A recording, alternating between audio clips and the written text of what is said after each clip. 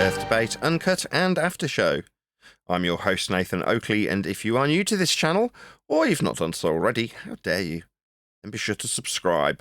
Hit the bell notification icon and join button if you'd like to become a Nathan Oakley 1980 channel member and keep up to date with the Flat Earth debate. If you'd like to support the channel, there is a super chat that runs alongside each of these shows while they premiere, and there's also a Ko-fi, Patreon, crypto and thanks button in the info box below the video. Speaking of Patrons, I'm going to do a quick shout out to all of you who do support me on Patreon. So a massive shout of thanks and appreciation to Smith Tools and Purchase, Level Plain Poem, Amish, Fatali Z, Colton James, BG, Survive the Spin, FE Patriot on the level, Thomas van der Zander, Gary Hughes, Measured Flat, Chris Wouters, Sea Level Cultist, Mitch Kennedy, Rod, The Name's Barely, Twodwazzle, Jason Hornsby, Christoph Fournier, Flat Earth Travolta, JMails24, Unimento, M, Iron26, Endless, Golden McKinnon, Retro Bill, Michael Kahn, John Kays, Patrick Gunnels, Banter, Mel B. Styles, Hairy Blade, Mobile Max 777, Rob W, Del West Watson, Unbelievable Productions, Blue Ridge Ranger, Abraham Mohammed, Skeptic 936, Texas Mike, Chow Yun Cat, David Wayne Foster, and Dank. So another massive thank you to all of you for supporting me on Patreon. Now I will hand across to whoever is in the Flat Earth Debate Discord server and Google, so you can enjoy their dulcet tones while I set up for today's live show. I see you're excited about all your toys. First remark. Yeah, well, I am excited because I've been chasing down something that got lost in the post and managed to see it arriving at its original location. And then as soon as I saw it, I'd got in touch with them and like, you are going to send this out to me, aren't you? They're like, oh, you still want it? I'm like, oh my God. Yes. So they've arranged for it to come. It's coming overnight. So it'll be here tomorrow, which is exciting. I said in the message, right, the mic that Craig's modding is exciting because it's like, I don't know, an upgrade to something that I'd already kind of got covered with a cheaper mic to see if I could get it to work. That is to say, before I could get it to physically do what I wanted it to do, I hadn't invested heavily. And it also served the purpose of satisfying my eldest daughter's needs. So it's kind of like, okay, well, there's a 2-for-1 there. And if I do it cheap enough, if it doesn't work, it's not the end of the world. Well, eventually when you get it working, you're like, right, now I want to invest in a good mic for this setup because it's actually useful. It'll save me time as opposed to cost me time and irritate me greatly every time I use the damn thing, which is how it started out, as is always the case. But in the case of that, now that I've fiddled with it and faffed with it and got it to be a useful tool, it's like, well, now it is a useful tool. I'm making a subtle upgrade to that particular setup. But the other setup, my eldest daughter's setup, doesn't exist yet. And I'm kind of building something that's unique that no one else has done. And I'm like, I really want to finish it so I can show it and say, this is what I've put together. Part of that actually is coming from Adam. But that particular little extra can wait. It's the main bulk of it is the preamp and the mic and the capsule and the gooseneck that it's attached to. So those components are all attached in like an all-in-one combined system that's on its way to me now. And the other accessories like the base and a little attachment to get the interface attached to it without any cables whatsoever, that's the bit I'm most proud of, is already done. I kind of want to put it together, check it freaking works, and then when it does, go, look at this, this is cool. It's tiny and is an exceptionally high quality audio capturing device that works with one wire into your PC. Now, some might turn around and go, well, you can do that with a USB mic.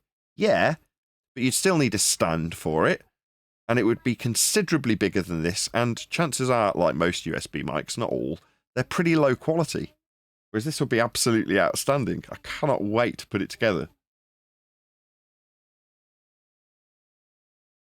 And my daughter's excited too. It's like one of those things, you know, I'm telling her about it, and she's like, oh, wow, great, I can't wait. As soon as it comes, I'll do a video. I'll make a video of me playing Minecraft.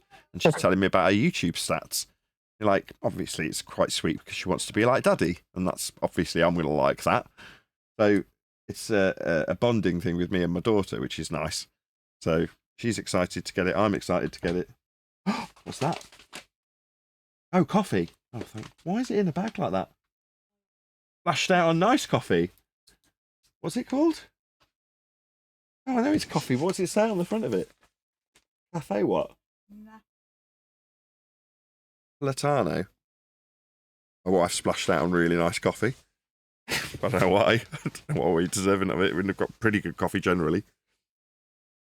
As long as it's got a nice creamy head.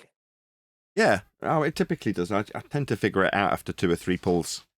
I've been doing it for so many years. I can sort of dial in the pull after 1, maybe 2 shots most. As soon as I see what it's doing, I go, okay, it needs this or that or the other.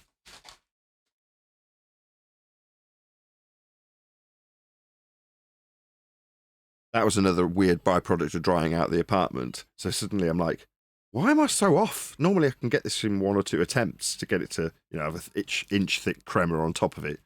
I'm like, why am I so off? And then it suddenly dawned on me, the moisture level in the building's so much different to what it typically is.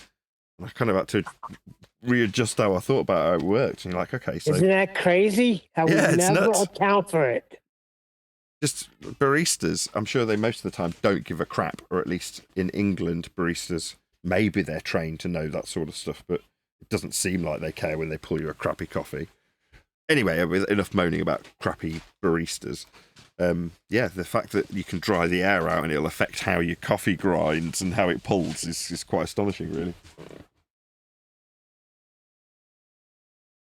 I don't care. That's the thing. So I see videos occasionally presented to me. If I talk about it, one of the microphones on one of the devices will be listening to me and suddenly present me with coffee videos. I'm like, I'm actually not that guy. I actually don't care about the geekery behind it, because there's all sorts of nerdery about people buying all these needles that twiddle around the coffee and things like that. I'm like, nah, that I don't want. What I want is the end product. You know what I mean? You can only achieve that with a certain level of decent equipment. But as for buying stuff beyond that, to magically twirl the coffee once it's in the portafilter and get an even spread, you're like, nah, whack it against something and that just achieves the exact same thing. Bang it. But you could be buying $200 needles that twiddle around on a beautiful mechanism. I don't need that, thanks. What I do want is the lovely coffee at the end of the process.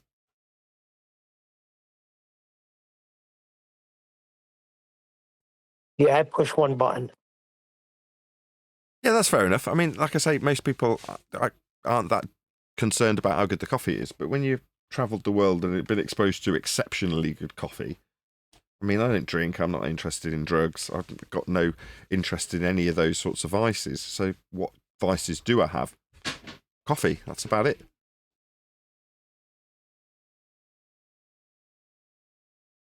Yeah, the only coffee I had other than regular coffee is when I used to go to the cafes and drink espresso and cappuccino, but I haven't had the flavor all over the world, So I mean, coffee's coffee wherever you are. It's just how much attention to detail the person making it you is prepared to put in to produce a good product at the end of it. Sometimes there's been times where I've gone and got coffees from vendors in the street, and they've got a really basic setup. One had an identical setup to my own on a little pull-along cart that presumably is going to be attached to somebody's car and pulled away at the end of the day. But it was like a hot dog stand vendor, that sort of stand. And Nathan, they have them on every corner in Manhattan. There's like a whole business with that. With coffees. Sell bagels, donuts, and coffee. Right, okay. So, yeah, well, I remember somebody on a stand like that with, coincidentally, the exact same machine I use. And I'd be like, I remember thinking, this will be interesting, because I know exactly how his machine works. Obviously, I've got one. So let's see how well, I think it was a she actually, let's see how well she produces the coffee. And she paid very close attention to lots and lots of things as she was doing it, and having a conversation. So obviously, as you would be. But the end result that she produced, I was like, no, that is a damn fine cup of coffee, because she paid attention to all the right things while she was making it. Like, good. And she'd obviously already got a grind well and truly dialed in before I'd got there. I'm like, yeah, that's all it takes. You don't necessarily have to have an expensive machine, because mine is not an expensive machine. And obviously hers the same. It's just whether or not you're paying attention to the grind and how it does alter throughout the day. And you do have to subtly dial it in as the temperature changes, as the humidity changes. Now I'm being that geeky because I know, but typically I'll just get it right, and then at the end of the bag of the beans, I'll change it for the next bag. Whereas, if you're making a living from it and people want to come back for your exceptionally good coffee, then you've got to care. The problem is most people don't. Like right outside Harrods, I remember somebody giving me a coffee that cost me nothing. So I had my expense account, and I've gone up to this barista in a proper cafe. It wasn't in a little booth. It was massive, attached to Harrods, so it was a really expensive site. I mean, no doubt. And I'm like about to leave, but I did want a coffee to go. Asked them, they made it me. And I'm like handing over my card. He's like, "You got no cash for this?" I'm like, "No." He's like, "It's on me." And I'm like, fair enough. Walked out, and as I slurped the coffee, I'm like, fantastic coffee. It was like one of the best coffees ever. Again, same thing. The guy who made it cared, about how it tasted at the end of the process. That's why he didn't take the money. He said, "I'm gonna blow his mind." Yeah. While I was waiting for that cappuccino, the guy next to me, right? So he's making my cappuccino. The guy next to me makes another coffee order, and the order was so specific about how he wanted the coffee made. Yeah, it was just on another level of specificity. And the barista paid very dutiful attention and produced precisely what the customer asked him for.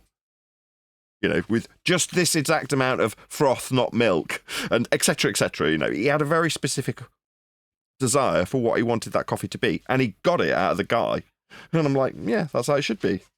Especially if it's costing $5 or $6. See, that's why Starbucks, I never really liked them, but that's why they got those specialty drinks, the flavored drinks, because their coffee is really not good. You got to buy a white chocolate mocha or vanilla, whatever, or this, that, and the other thing, because their coffee's not good. It's dependent on the individual that's making it. Like I say, you can go into Starbucks and see that somebody is actually good at what they're doing and get a really good cup of coffee out of them.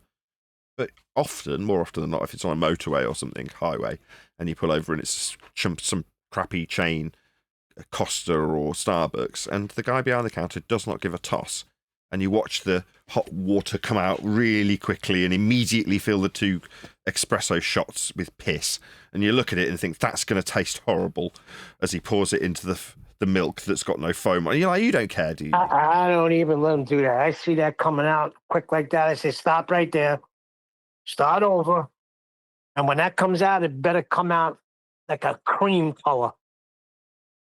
That way I know I'm getting a nice head on my espresso. Yeah, I'm like that. I'm like, fussy. But on the other hand, I've already made that decision normally because I'll walk into a coffee shop and if there's nobody waiting for a start, that's a bad sign. You know what I mean? If there's not the machine running as you walk into the room, you want to see the machine running so you can assess how good the person is at making the coffee. And most people are thinking, what are you talking about? You're saying you walk into a coffee shop and look at the portafilter and what's good? Yeah, I do. It's the first thing I look at. Well, you don't have that problem in the Italian cafes. All the Italian cafes that are around, you're going to get a perfect espresso and a perfect this guy cappuccino outside Harrods. every time. This guy was Italian, no doubt. The guy outside Harrods, it was an Italian coffee shop / cafe. Right. You're always going to get a good cup there because they care. It just, yeah. They make it do it right. You see just the way he's packing it, this guy knows what he's doing. Yeah. But I was that guy at one point. I mean, I worked in a bar. I've worked in bars, I should say. And one of them had an espresso machine. And I was taught how to use it. And I could make it produce a drink. But I didn't know what I was doing and why things were happening the way they happened when I was taught how to use it. So I'd crap out a coffee for somebody and charge them $3 or $4 or whatever it was at the time. Probably £2.50, £2 around about the time that I was working in bars. But what they got out of me was not a good cup of coffee because I didn't know what I was doing.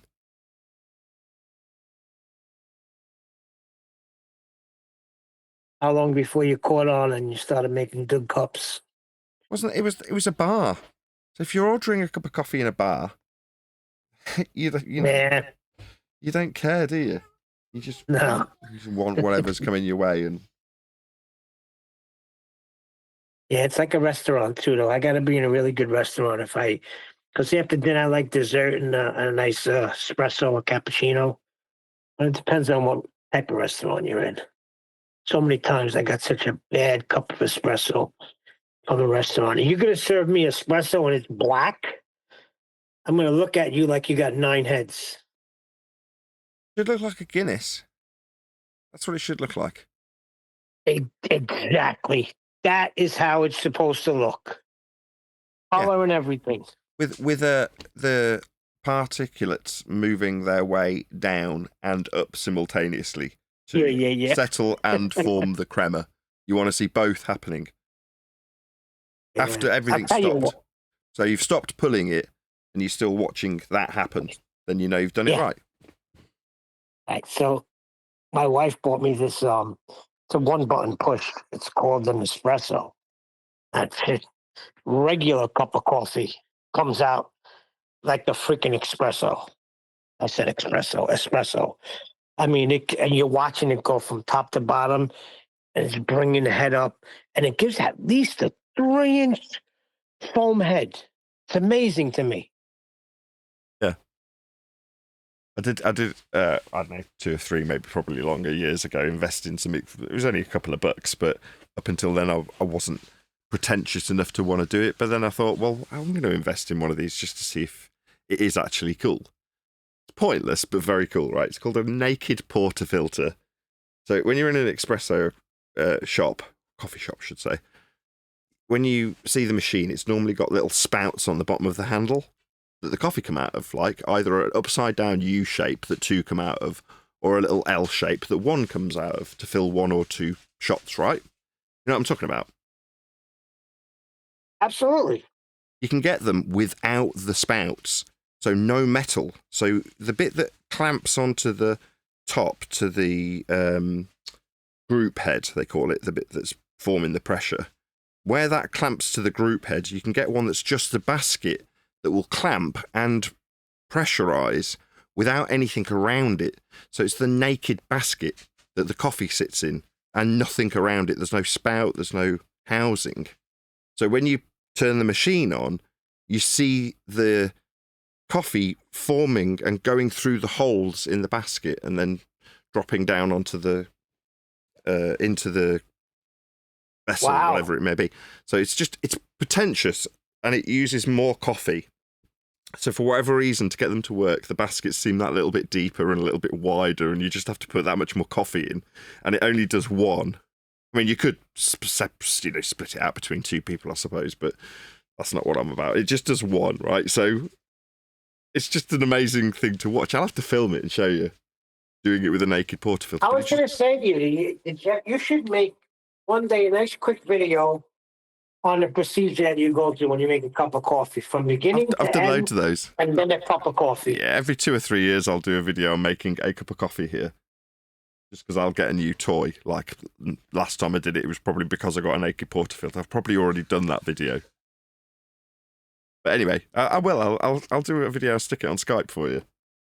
But just with the naked portafilter, just because that describing how it looks like Guinness at the end of the process, seeing it coming out of the basket is even more amazing. Just seeing it suddenly accumulate in this like swirly vortex thing and then drop down. You're like, whoa, look at that. It just looks so cool. Yeah. Speaking of Skype, did you see what One Deck posted?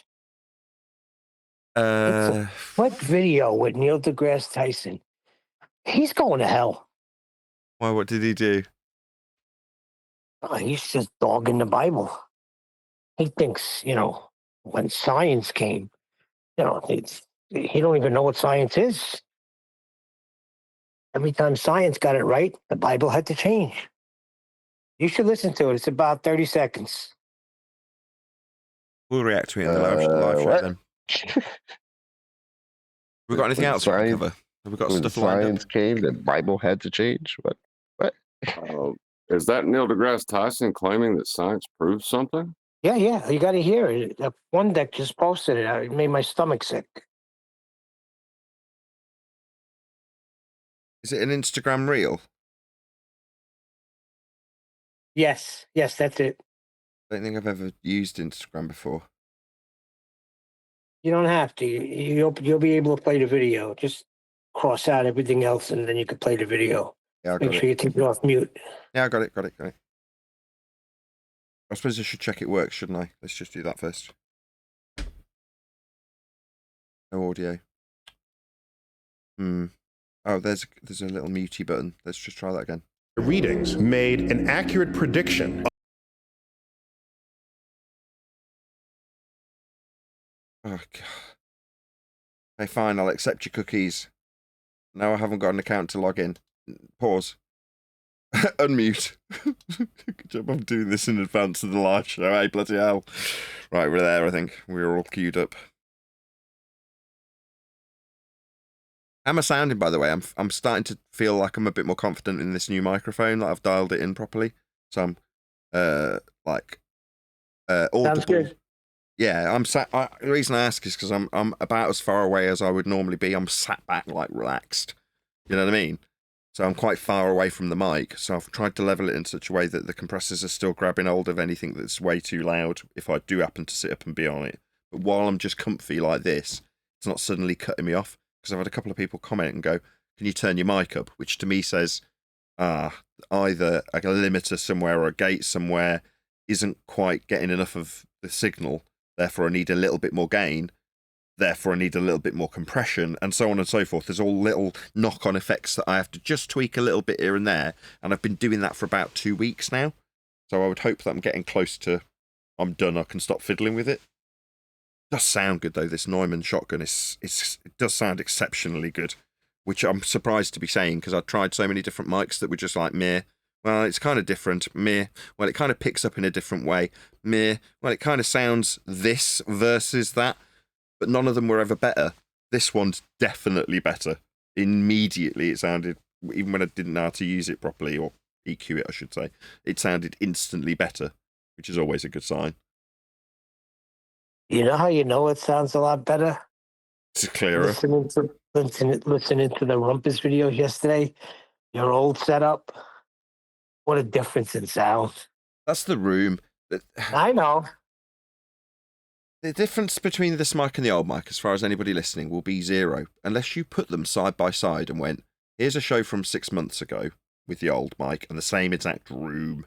And now here's today's sound. Unless you literally went back to back with, or even 100 shows, let's say 2200 versus 2300. And you listen to the two side by side, then you'd hear a subtle difference and go, oh, yeah, I do hear it now. There's less bloomy bass, and the mid-range is a little bit more scooped, and the top end's that little bit more clearer. You can hear some of the S's a little bit more clear. Things like that. You'd be able to describe the differences. But unless you did that, you wouldn't know any different. Whereas if you go back to 2019, where Rumpus is getting yelled at, you can hear every bit of room reverberation and nastiness. That's all you can hear, in fact. It's horrible. Yeah, that's it. The reverb. Yeah. That's what you pick up a lot on. Always everybody's downfall in almost any room ever, recording anything ever. Unless you're outside, and even then you've still got the reflection off the floor. I heard a Doug DeMiro video where he's reviewing a car. He's outside, he's got a lav mic on him. He's, wired up on his body. And I'm like, where's that bounce coming from? It suddenly occurred to me that the car stood on a great big slab of concrete. So he's still getting the bounce off the floor, even outside. He's still getting reverb on a video about an SLK from the 2000s. Good. Of course you're gonna. It's still gonna bounce. Off the floor, if it's concrete, you will. But I mean, it's just not something common when you're out, especially for car reviewers.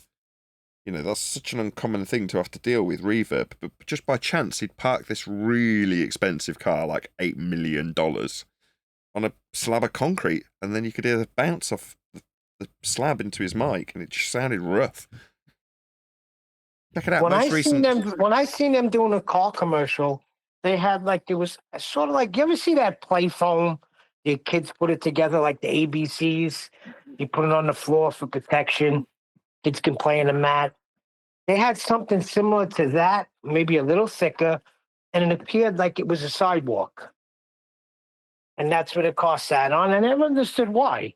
Maybe that's why. Could be. Again, like, if it's done for press releases, then yeah, there's a good chance that that's the reason. I'm like, why didn't they just use the freaking sidewalk? Then I thought, maybe it's too dirty. They don't want all the gum and shit that you see in the city. But I'm thinking that was for what you're talking about, the reverb. Possibly. It's doing Anyway. a job down for GMC. That's it. Once you've dealt with that, it's like most people think that you need a good mic, and like they're looking at all these different mics and think that investing $200 or $300 or more into a mic is suddenly going to make them sound good. No, you need to be in a decent environment to sound good. The mic's secondary to that. So most YouTubers focus on the mic first, incorrectly. Like, who gives a crap what the mic is if all you can hear is echo? If you think a decent mic's going to solve that, no mic will solve that. The better the mic, the worse it'll get, in fact. You'll hear more of the room. Anyway, I'm going to get a coffee. Hopefully there's enough of you to talk amongst yourselves and me not have to need to run immediately back in because of the stony silences. Don't worry about it. I got something to say. The astronauts have arrived 6 p.m. last night. They've done 150 experiments while stuck in space for 9 months. How you like that? Bloody hell, D-Rose. 150 experiments where they observed a natural phenomena, Listen, supposed the cause, and tested their hypotheses. listen. I'm just telling you what was said in the video. They were up there, yes, up there for 9 months. They splashed down last night, and they were talking about 150 experiments. And as the days go on, we're going to start getting a better grasp on the gravitational effect that they had to endure for 9 months. It's going to cure cancer.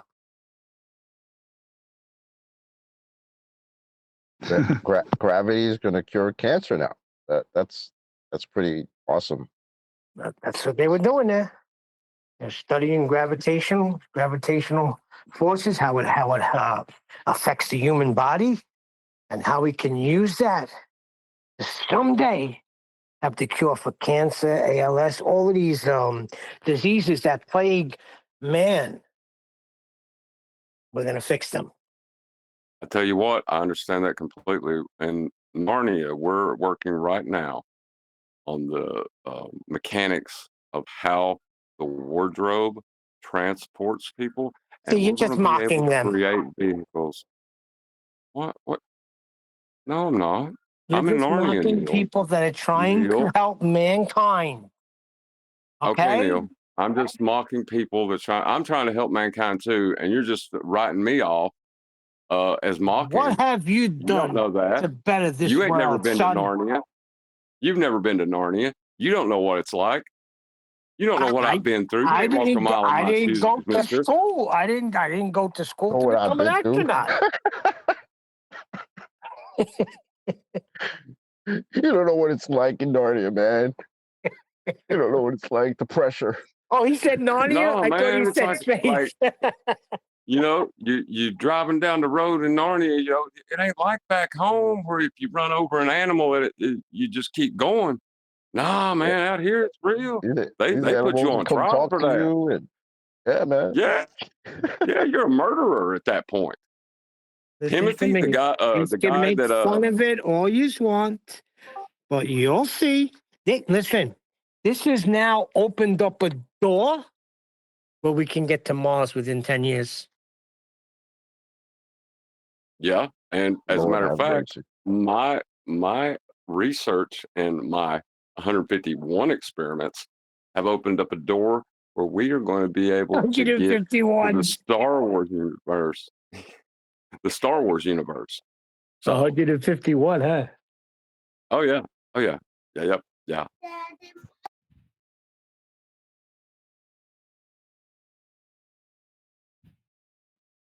First of all, just that they didn't even show you the full video. You know how they do it? They show you the thing come from space, then they click to another thing and it's doing something else. Then they click away and all of a sudden they're splashing down. It's like So they did the reverse of what they normally do.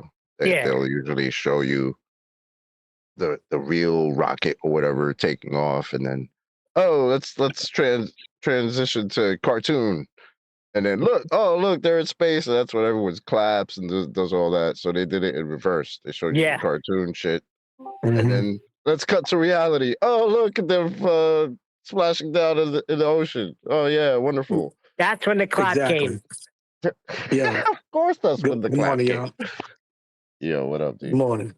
Hey, check it out. Yeah, it's a big psyop. It was on Real Trump IG. I posted in Master B my comment on his Real Trump thing. How I just basically went in about second law of thermodynamics, antecedent of gas pressure being a container, stop it. The most they did was, if they were up there, was just fly a little bit higher than a commercial airline flight, which is not. I broke them down. Funny And you I should said, say don't try. that. And I said, don't even try to call me a liberal leftist that don't support Trump, whatever you want to call it, yada, yada. Ain't got nothing to do with it, because I did vote for him and I am a conservative, but I'm letting y'all know NASA and the rest of y'all are full of shit. It's funny you should say that, because last night I had to go back to that job and replace a few more tiles. So this old time, I had to be, I'd say in his 80s. So he's been seeing me there a lot. He's like, wow, I think you're going to be here next year doing this. So I started explaining to him what's going on and how they're not giving a chance for the floor to basically settle and let customers walk in and out of the supermarket and give it time. So he said something about freaking vacuums. I don't know how he said it about vacuums. I don't know how he got into that conversation about vacuums, but he started talking about vacuums. So I said, let me ask you a question. I said, how are we on Earth breathing gas pressure, but we have no containment? Because there's a vacuum of space right above us, according to what we were taught, right? He says, oh, gravity. Immediately, without hesitation. He's like, well, gravity is keeping you down. It's keeping your feet on the ground. I was like, no, it's not. I said, that's density. I mean, we're heavier than the medium of air, so we're grounded. But it was an immediate appeal to gravity. That shows you how beautifully the brainwashing works. Amazing, right? And he was serious. He was like, how do you think you're standing here? I was like, well, I'm standing here because I'm heavier than the air I'm in. I said, just like a hammock of floating mercury. I said, it's all about the medium you're in. I said, what about the clouds? I said, you notice how before rain comes down, it has to go up first, right? The clouds stay up there. There's no gravity holding the clouds. I said, that's just something that you were indoctrinated with, but it's just medium dependent.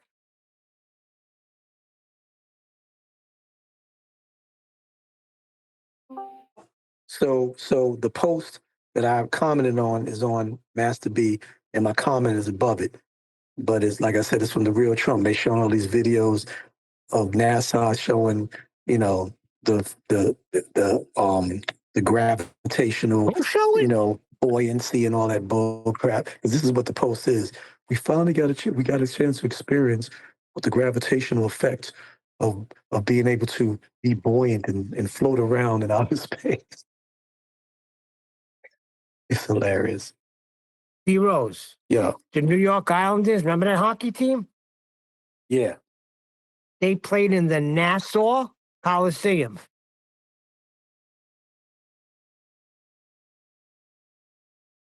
And your point?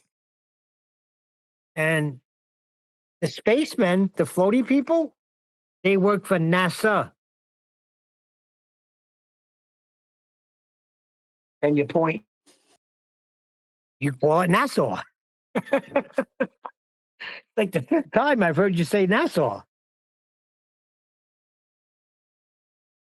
I also say coffee, and people tease me because it's coffee.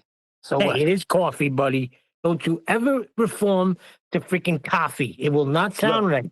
Look, that's like you telling me that it's not Nassau, and it's Nassau. Okay? Well, my son says instead of saying put, put Pop the the hammer cock. away. He says, Pop the no, cock. he says, put. I'm like, Jacob, it's put the hammer away, not put the hammer away. What am I going to play golf with the hammer? I'm going to put it into the freaking thing? Weird, some stuff. I wanted to tell you, D, you're not going to be happy about this. The other day, he sounded like Sylvester a lot. I don't know what Nathan's doing. I'm like, boy, when D hears this, he's not going to be happy. No, I'm being sabotaged. It's going to sound like I said, and watch. Right now, if he's recording, it's going to sound like I said, I'm being sabotaged.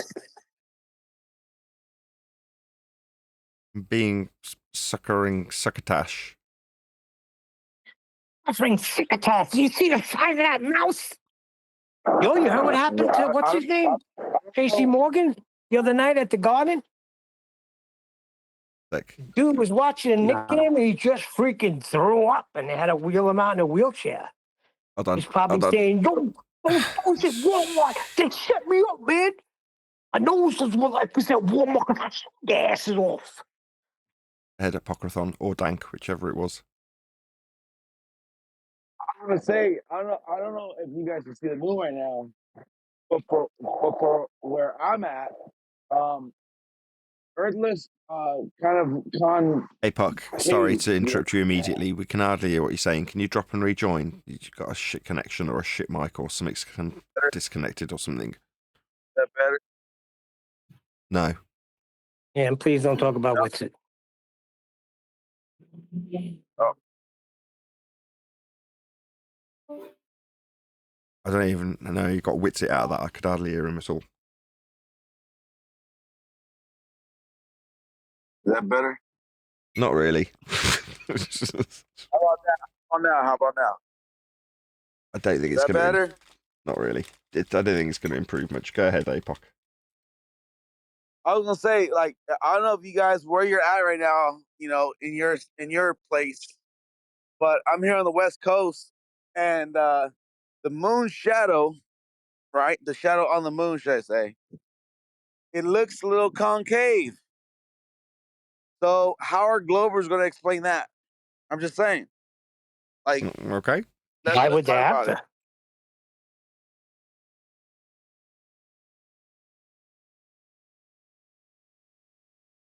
It's not adhering to their paradigm. I'm just saying. Well, people just want to stay back in 2015, I guess. No need for that. Like, do you guys want to see the picture that I'm looking at right now? You guys want to see it? Go, It looks concave. I ain't lying. Stick it in Master B. It's going to convince me. Yeah, let him make his moon observation, man. What's wrong with it? What's your problem? You're going too far. I know I'm being dead serious, right? Chocolate, I'm with you. Because what's the point? If you can't suddenly have that child wonder and joy at stuff that you're just looking at, now he's linking it back to He's where gave me a hard time about the astronauts. What the freak? Yeah. That's not the same as looking at actual stuff in our real world, like the moon. That's truly awe-inspiring stuff. Now he's Apoc's trying to connect point it. taken. Third attempt. Trying to link it back to how we discuss it, which is to say it doesn't fit the heliocentric paradigm. And so what? Yeah, okay, that's how you're attacking it. Oh, let's go back to 2015. But I don't necessarily view it in that way. I view it that he's looking at the moon with a childlike wonder. That's to be praised, not demeaned. Right? So I posted it on the side chat in Discord. Now look at it. Like, it looks concave. So why are these Globers saying that whatever shell they think it is? I'm just saying, like, look at it. Like, how are they going to explain that? Because it looks a little concave to me. Like, how does that work in their paradigm? That's all I'm saying. I guarantee they'll have an explanation for it. Fraction. Obviously. Someone stick it in the like a parrot. we can't see it yet, so can someone grab it and stick it in Master B? Yeah, that's childlike wonderment. I'll tell you, every time my kid Give me sees 1 something second. every Thanks. time my son sees something in the sky, he goes to tell me, how are you going to prove this? He puts it at your door, is what you're saying. Yeah, childlike wonderment. No, they never do. So that childlike wonderment shit, you could throw that in the garbage.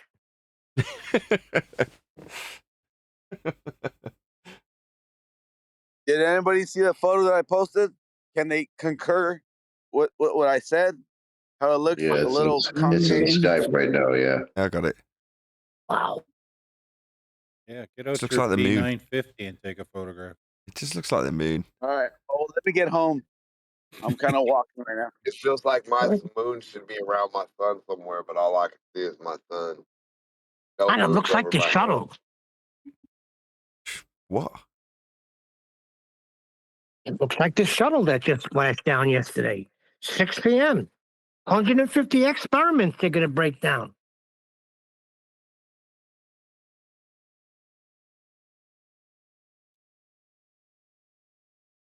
Morning. Good morning. Good morning. Good morning. Good morning. We're going to twist Morning. one deck's ear in a moment because we've got a chapter that we're going to be doing later on this evening when we start going through the book and making it a bit more tidy. We need a few more examples of all roads leading to a flat Earth. Now, one deck's got a particularly concise list of things that glurfs can't use as they are flat Earth prerequisites and proofs. So it could be that a lot of the list that we are seeking out is in that list that one deck has, but I don't want to put him on the spot as he's just arrived, so we'll do a bit of housekeeping first. Any scientific evidence of gravity? Well, the astronauts said since they've been up there for 9 months, they're going to have a better understanding of how the gravitational forces have affected them. So in the long run, they're going to have a cure for cancer and ALS just with gravity. Gravity's They not did a force. 150 experiments. Gravity's not a force. What do you mean? They did You know, experiments of how something that's not a force affects them by force. Right. Well, if I gave them a force, it would still only be a force on an inertial plane. So what are they talking about? Well, you could think of it as one because they thought of it as a force, and it was very forceful on them. Let's dispense with this. What- There is no outer space. There is no rescues of people trapped in Narnia for 9 months, right? This is all garbage. But it was on the telly. Outer space is fake. There is no area above our head 10 to the minus 17 torr sky vacuum that all of the gas we are breathing at high pressure would have vacated into prior to ever developing gas pressure for us to breathe. The sky is not a vacuum. This alleged area that people in the ISS are claiming to be in is not real. So Funny where are enough, they then? though, it's funny enough though the belief in that utilizes a Cartesian plane to describe directions. Yeah, Whatever do you mean? It means you'll need a flat Earth to space describe this itself. belief. Oh Yeah. dear, it's over. Shoot, I was so excited. What if you just ignore the plane part of that, right? Like, does that check out? That What do you you could mean? just They call it a do. sphere? Huh? They do ignore the No. plane part all the time. Well, they use it all the time, but and deny they're using it. But while they what if use you- it and tell us but we're what if they- stupid for acknowledging it? But what if they use it and then ignore the fact that they've used it and then tell you you're crazy for asserting that they used what they Oh. used? They do. You know what I mean? That's exactly what they do. Chocolate. I just Exactly. went back to heliocentrism. It's like Yay, the the Van ball, Allen yeah. radiation belts. Yeah. You don't know the Van Allen radiation belts are there. They can't hurt you. You don't know you're using a Exactly. flat plane. Yo, that's It's a globe sphere. logic. That's globe logic for you right there. Yeah. But that's what they do. As Absolutely. long as you measure a flat plane and then immediately infer that that's only because it's so big you wouldn't need to measure curve and therefore it's a big ball that you haven't measured. The flat bit's cool though because it's just so big, then you can forget about the fact that you've used a flat plane. The flat plane won't hurt you then. Yeah, Yeah. but see, that's Globers. The flat earthers will tell us it's not the ground. So what do you do with that?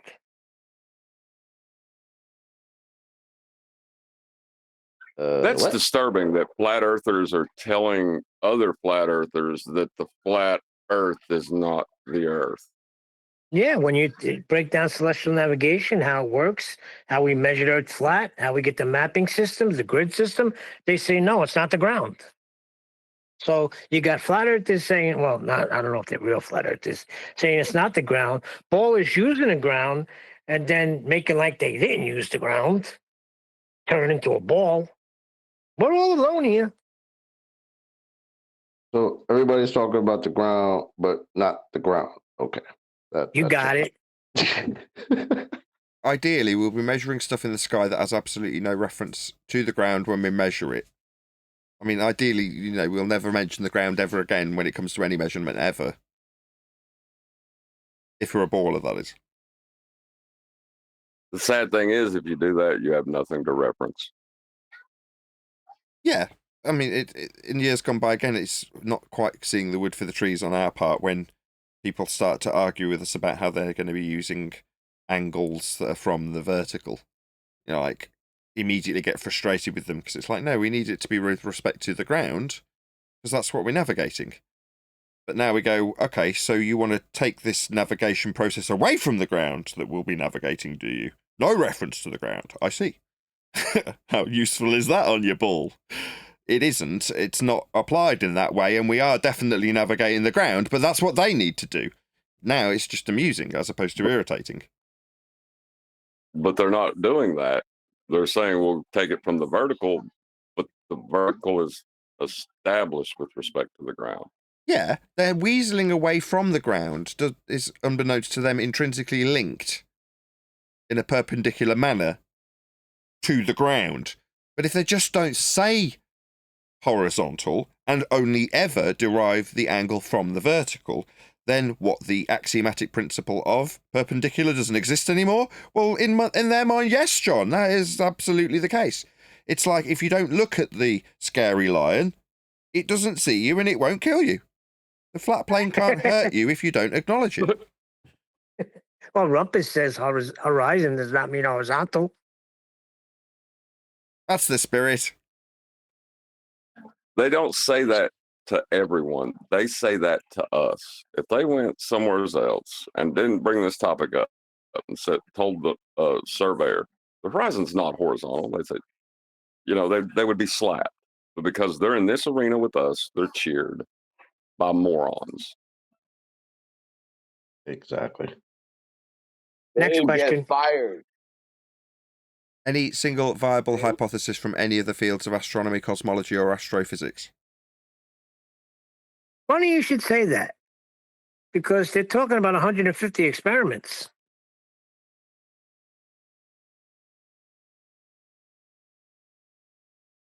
Neil, Tell me did they more. have 150 Stars. phenomena?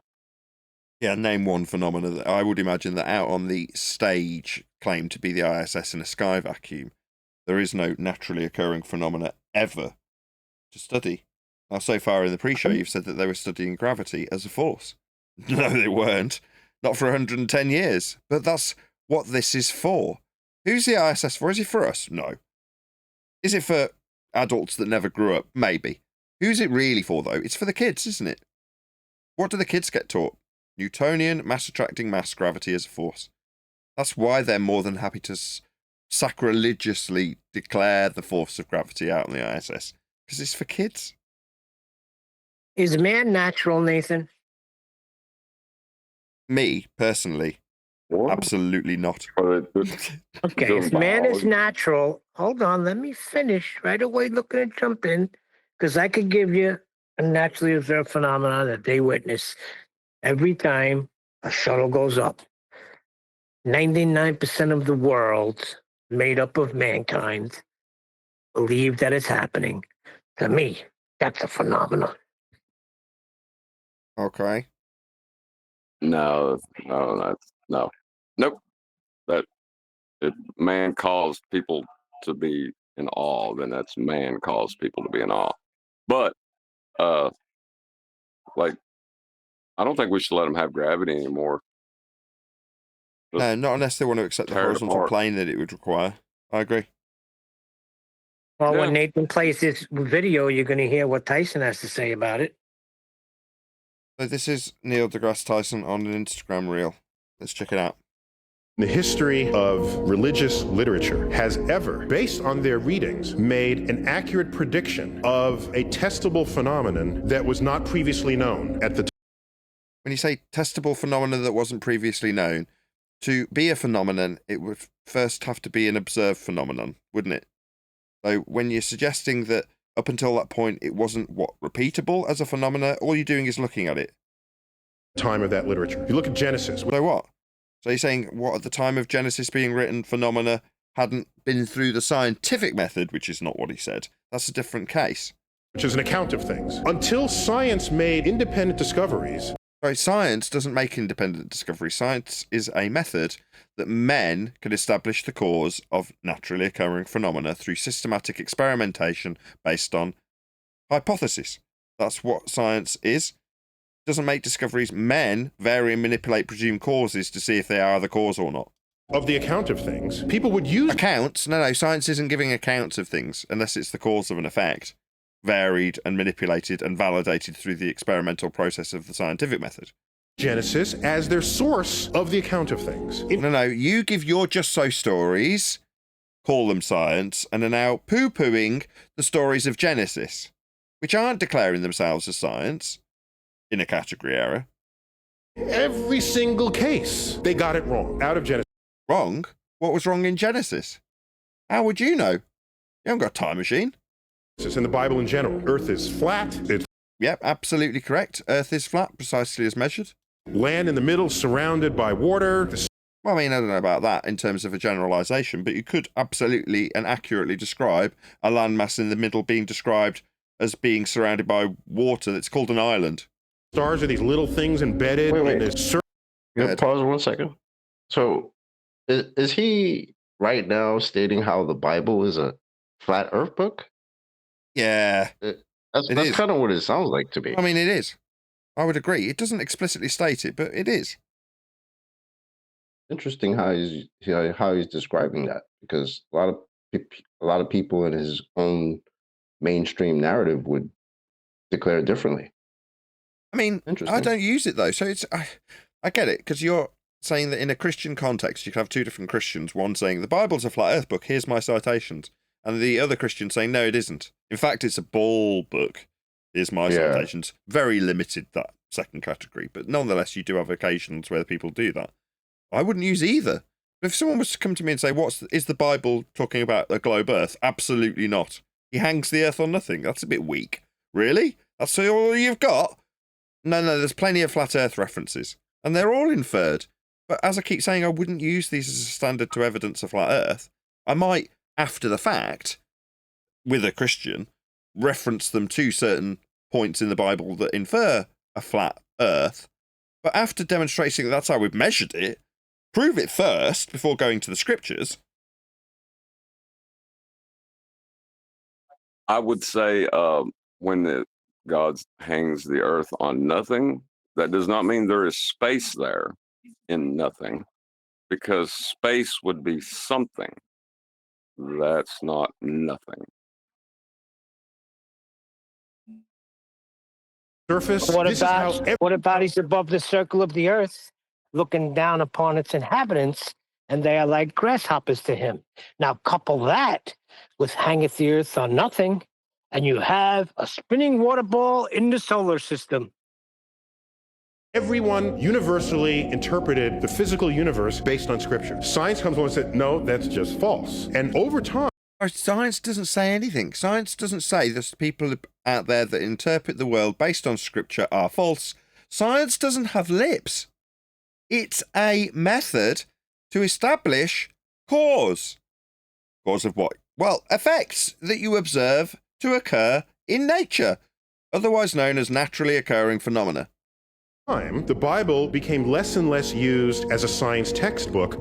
Right, who's using the Bible as a science textbook? Now, don't get me wrong, there might be examples in the Bible that show a cause and effect establishment, but it's not a science textbook. What's a science textbook? Unless it's a book containing the validated cause and effect reasoning that has been established through systematic experimentation after formulation of hypothesis, detailed in a book in list format. That would be a science textbook. Now, there's also the older world understanding version when you describe what science is in a textbook, the all-encompassing understanding of something being the science of. But no one's treating the Bible as that. No one's treating the Bible as a science book. By enlightened religious people and more used as just a source of spiritual fulfillment. And they're not getting their science out of the Claimed to be the word of God by Christians. Bible, because those attempts simply fail. No one's claiming it's a science book. This is garbage. What a load of nonsense. That was irritating.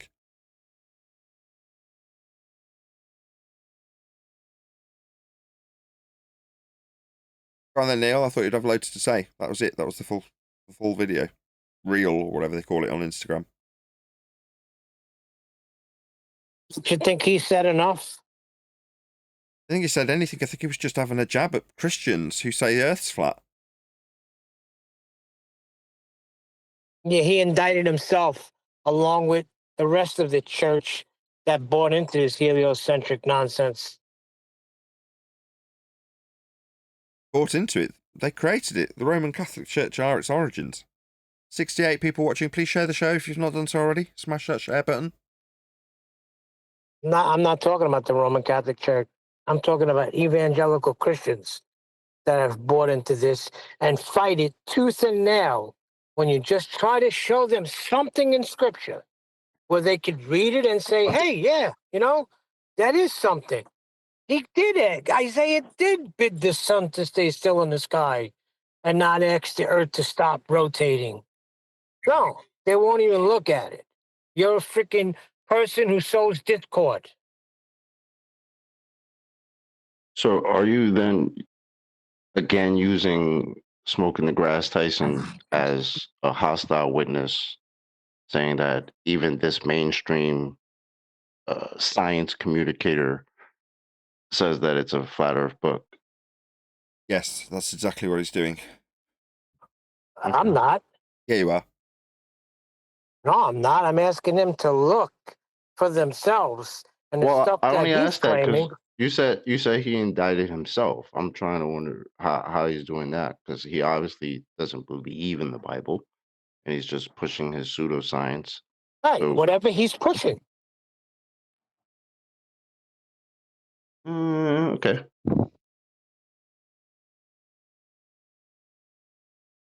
I don't know. What stood out to me is him blatantly kind of just flippantly saying, yeah, the Bible's a flat earth book.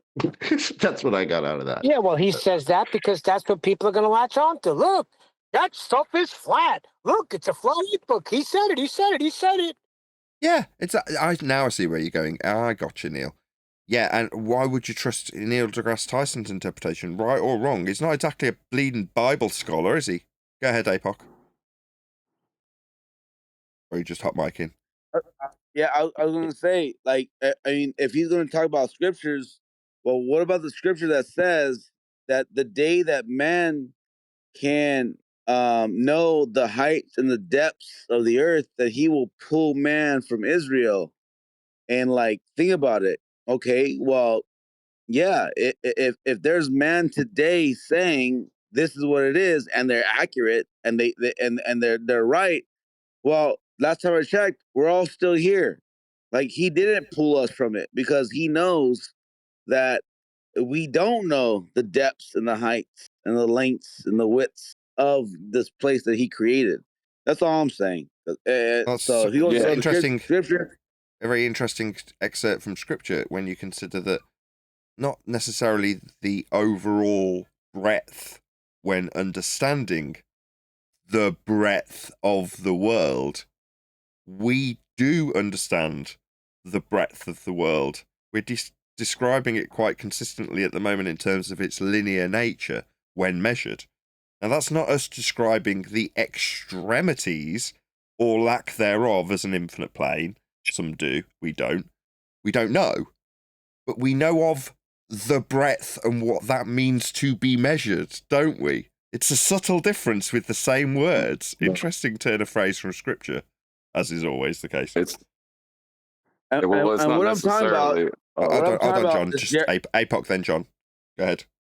I'm just saying what I'm talking about is Jeremiah 31:37, and specifically, he says that it is what the Lord says. Only if the heavens above can be measured and the foundations of the earth below be searched out with, will I reject all the descendants of Israel because of all they have done.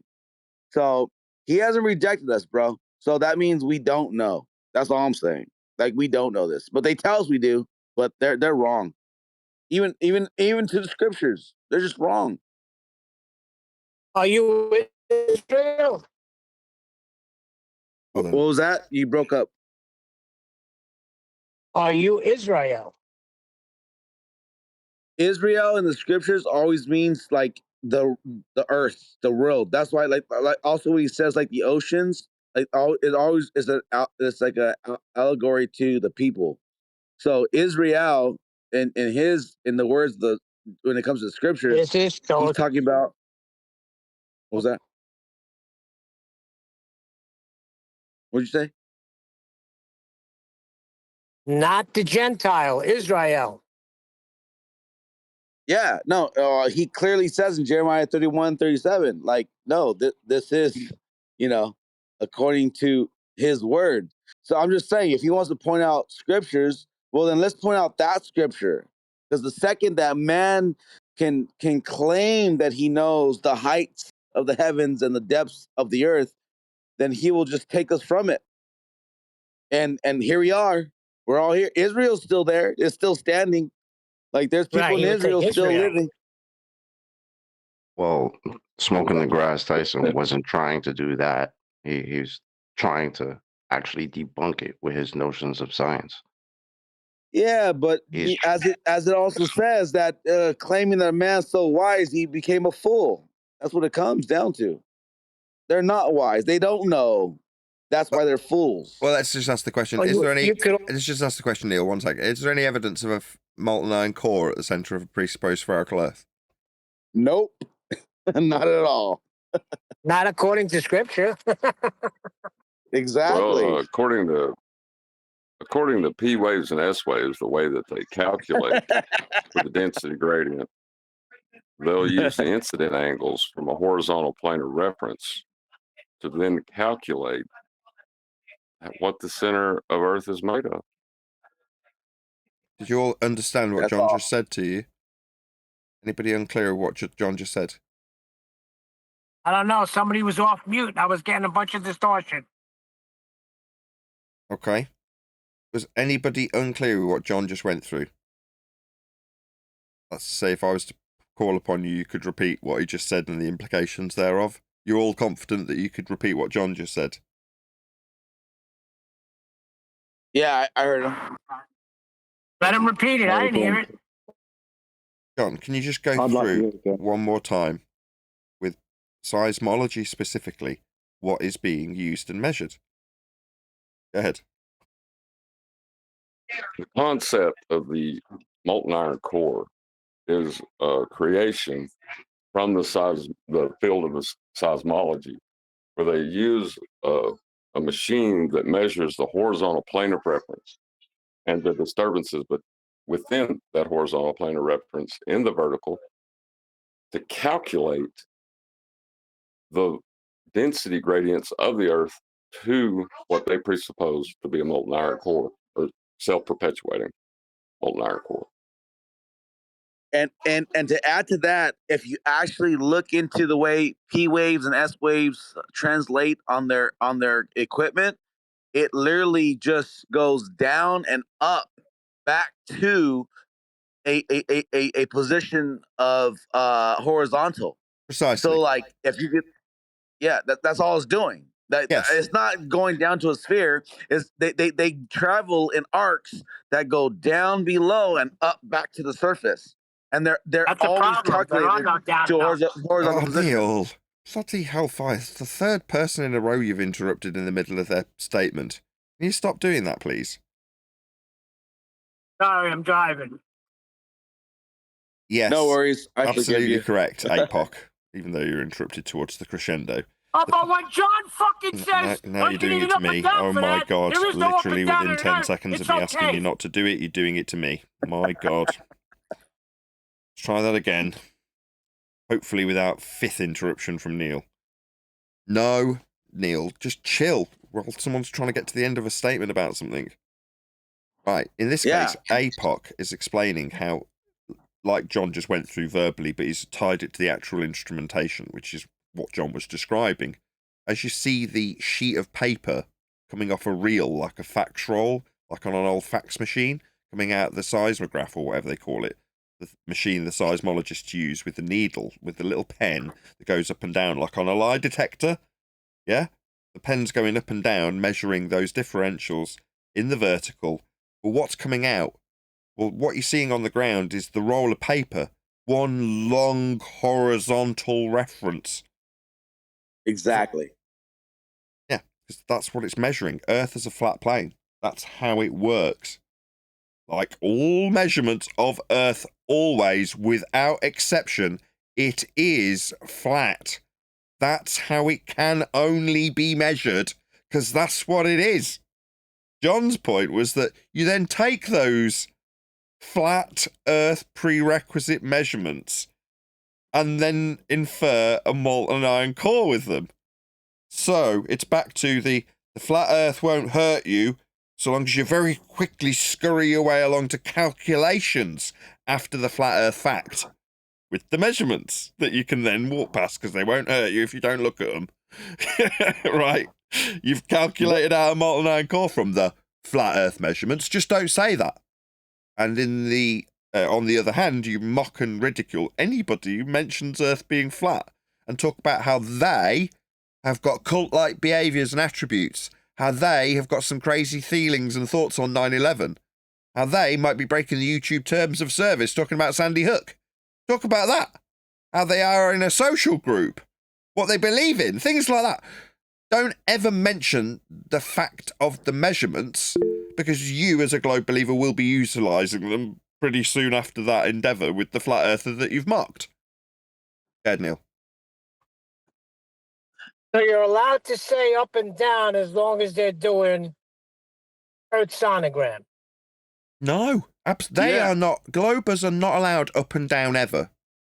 Well, that's what I was trying to say, but you just cut me off. Sorry, Neil. At the end of the day, they're two P waves words that are on the list. Go ahead. APOC, then one deck. Go ahead. Sorry, APOC.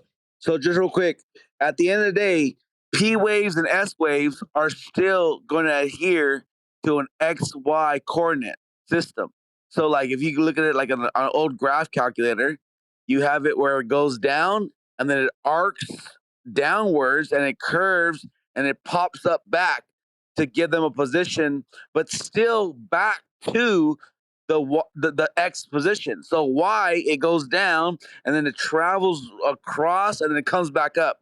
But these morons will try to say, oh, that means a globe. No, it's just representing a real cool, dip and rise according to the X and Y that they're taking their measurements from. It's really simple. Very, very easy. Go ahead, one deck.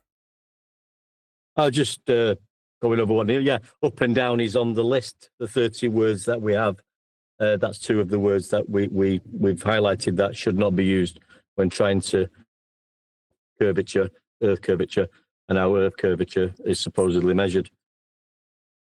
Yeah, I told them. So it should stop once they said up and down. They don't get to use it like I told Dave Farina off via the response video to him talking to Lord Jamal. Well, the same thing applies. You don't get to use up and down. You don't get to describe how things fall off a ball dripping when you're not showing a model. Down is only us. We get to use up and down. In and out if you think you're on a surface of a sphere. Only. Not up and down. You need a horizontal plane of reference to reference perpendicular to it if you're going to describe up and down from it. They don't get to do that. Tangential planes don't give them that. Exactly. Because once they come back to the position, they're establishing a point that's 90 degrees to the original position. That's how they're calculating it. Exactly. But Globers don't understand that. Exactly. There's axiomatic principles that are flat Earth prerequisites. Perpendicular, up, down. 90. All of these things only work on a flat Earth. Level. Level. Go ahead, One Deck. Yeah, well, I'll just read the 30 words out for you just to go with. I mean, there's more words, but we all decided to stop at 30 because it's a nice number. So it's called 30 words. 30 words not allowed to be used when explaining how Earth curve is measured. Sea level, horizon, horizontal. Parallel, plumb, perpendicular. Elevation, angles, triangles. Sea sextant, theodolite, spirit level. Altitude, vertical tangent. Straight line, up, down, plane, north, south, east, west, azimuth, altitude, and flat. 30 words, and that's that. You can't use these unless you're explaining flat.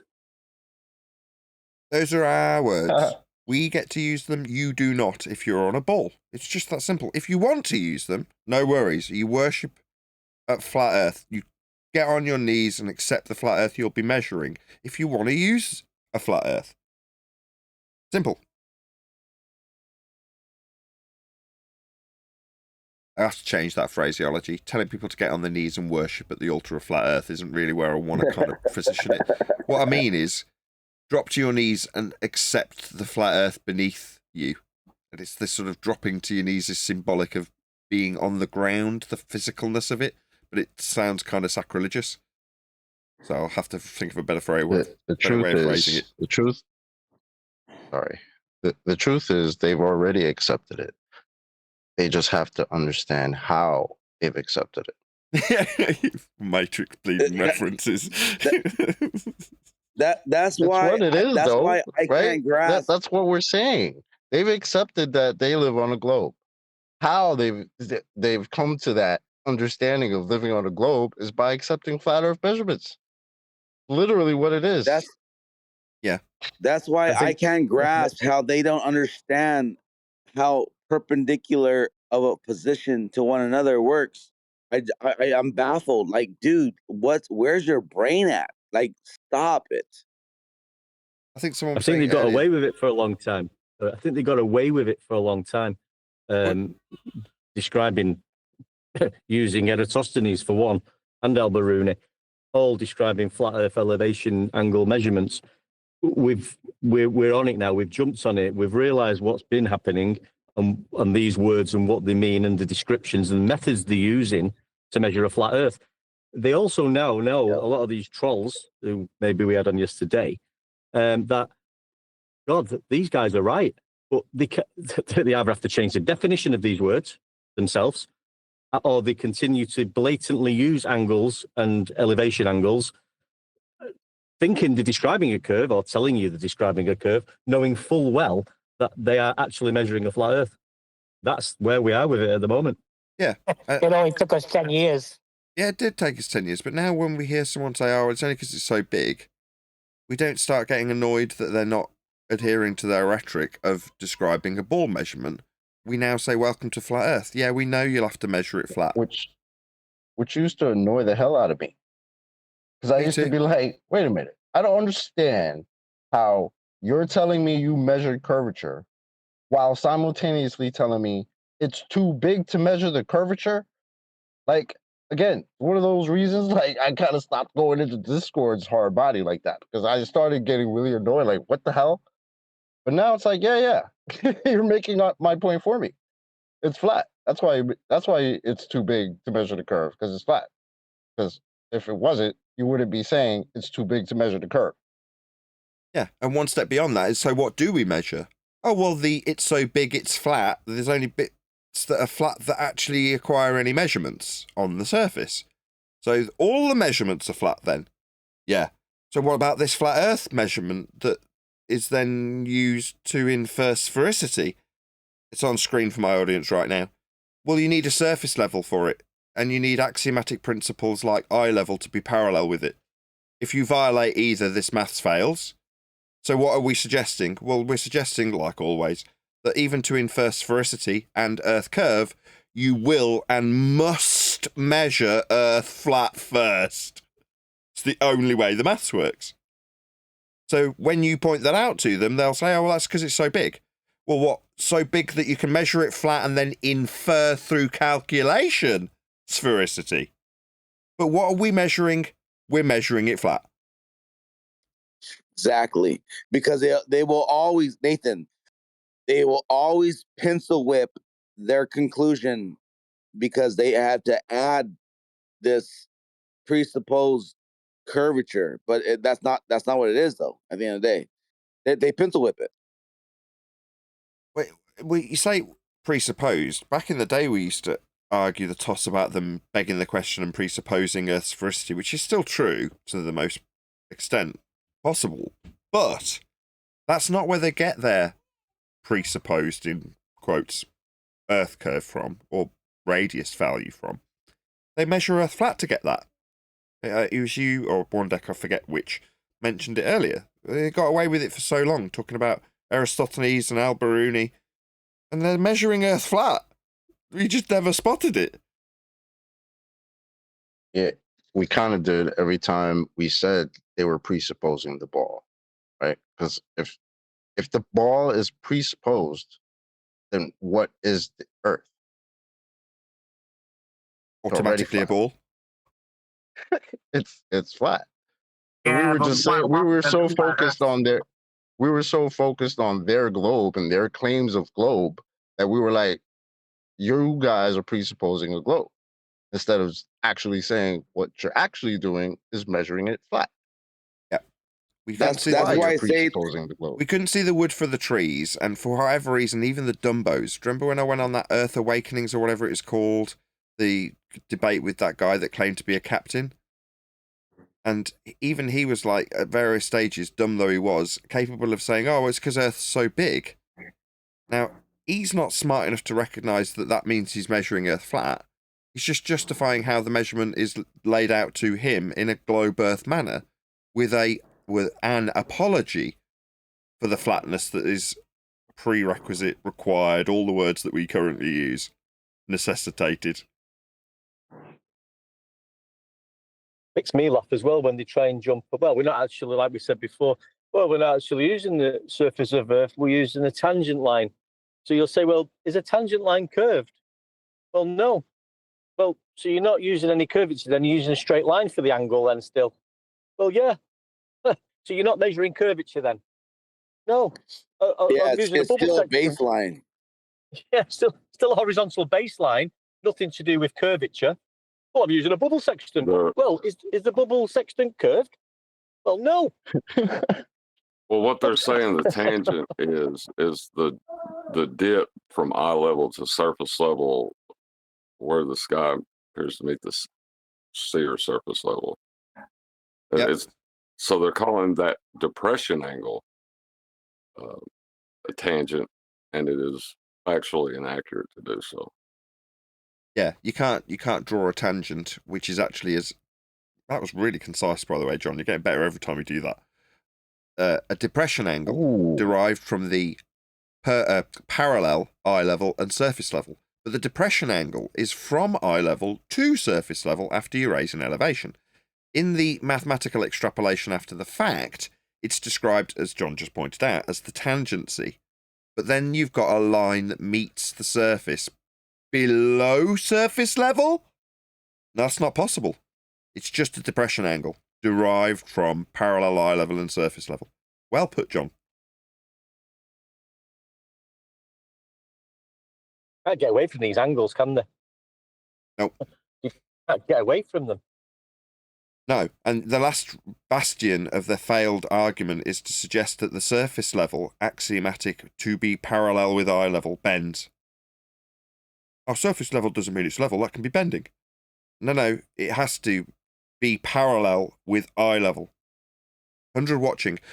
Woohoo! Please share the show if you've not done so already. There's only 100 people watching because people who are regulars share the show. So please smash that share button if you've not done so already. It only takes 2 clicks to stick it on Bebo or MySpace. I can add Skype to that list soon. Awesome. And if level is curving, you cannot use it as the adjacent for your tangency point. Exactly. Violates the axiomatic principle used in the first instance. Can't bend it.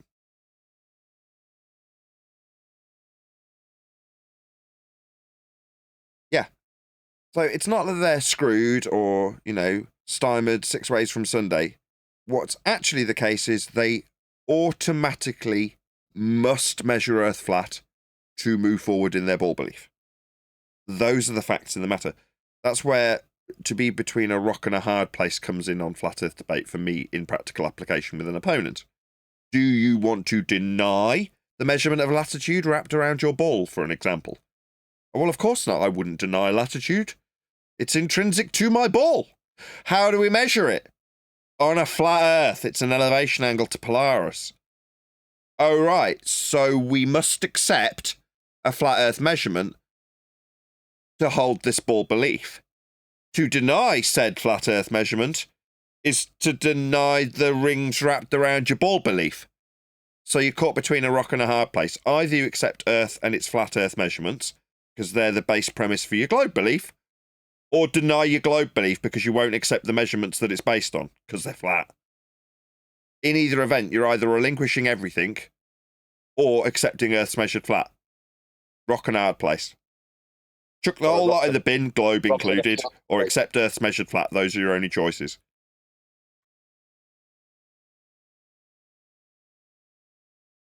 Go ahead. Just saying between a rock and a flat place, or more like it. Yeah. You can accept being on a ball, but it will, if you understand its origins, put you in immediate, permanent cognitive dissonance to continue with that ball belief. The ball belief is based on flat Earth measurements.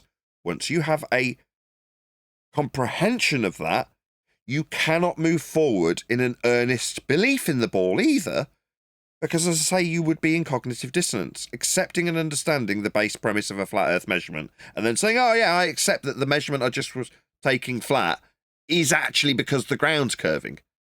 No, you can't hold both positions. They're contradictory. So it's cognitive dissonance or nothing. Now, for me, it's like, well, there's no reason to have the cognitive dissonance and belief in a ball after the fact. I've got the measurements.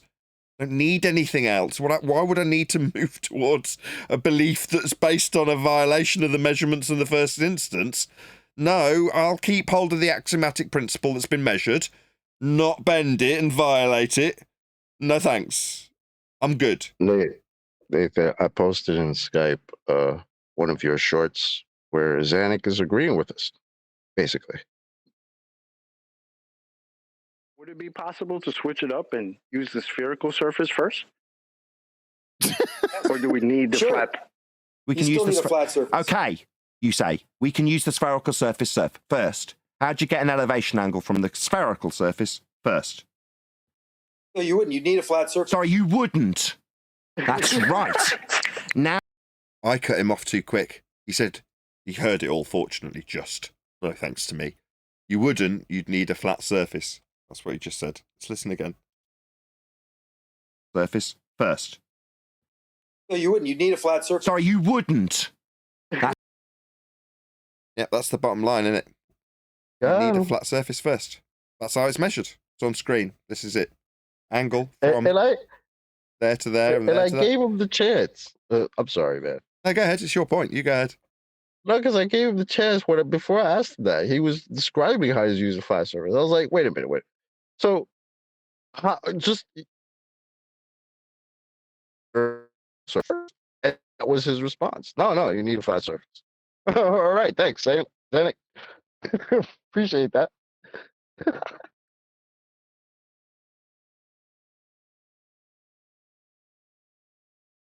Yeah, exactly. It's a wrap, guys.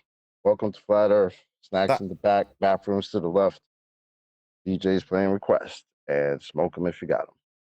I use that quite frequently as a trailer. So if you're waiting to see a video, one of the members only videos when it comes out, I typically don't do this very often because there's a second channel. Should plug that. I'll do that in a second. But if you're waiting for a premiere that's on the main channel, this channel that you're watching this live on now, Nathan Oakley 1980 channel, then I'll put that clip, We Need a Flat Surface to Measure Earth, from Zanuck, as the trailer quite frequently.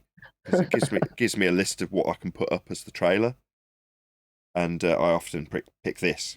Because exactly, this is one of our staunch opponents, globe believer to the bitter end, telling us, agreeing with us when forced to. Measuring a flat plane is how it is done. There's no ifs, buts, or maybes about this when it comes to elevation angles, mapping, surveying. It's all the same. Doesn't make any difference how you want to bandy it with us as a globe believer. Earth's measured flat. No, there's no two ways about it. First. No, you wouldn't. You'd need a flat surface. Sorry, you wouldn't. That's right. Now enjoy. I won't play that bit. Yeah, you Anyway. already edited it in the video. So yeah, you all need a flat plane. It's not just us. It's anybody. That's how Earth's measured, isn't it? So, you know, that was probably the first point that we started to recognise that, right, Chocolate, with Zanuck. We were like, hang on a second. He's actually having to admit this. Yeah, because like he doesn't come very often, but like when that was the first time he showed up after the elevation angle argument became a thing, and yeah, that's what he hit us with. Yeah, same. Use your globe, Zanuck. No, we need a flat surface. Well, thank you. Yeah, Appreciate it. Same was done with that Hyuka disingenuous guy that keeps coming back, even though he's on permamute. I don't know actually how to ban him. But there we go. He did the same thing, right? It's very quick and easy with a ball believer now, if they have a vague understanding of how anything to do with Earth measurements in navigation, specifically in this example, are done. If you know that they've got a vague understanding of it, you can take them very quickly to a specific measurement, I don't know, latitude, and go, right, how's it done? So we're going to need a flat plane for that. What are they going to do? Rock and a hard place. Deny that that's how their globe comes to fruition, because it absolutely is the measurement that their systems are based on, whether they like it or not.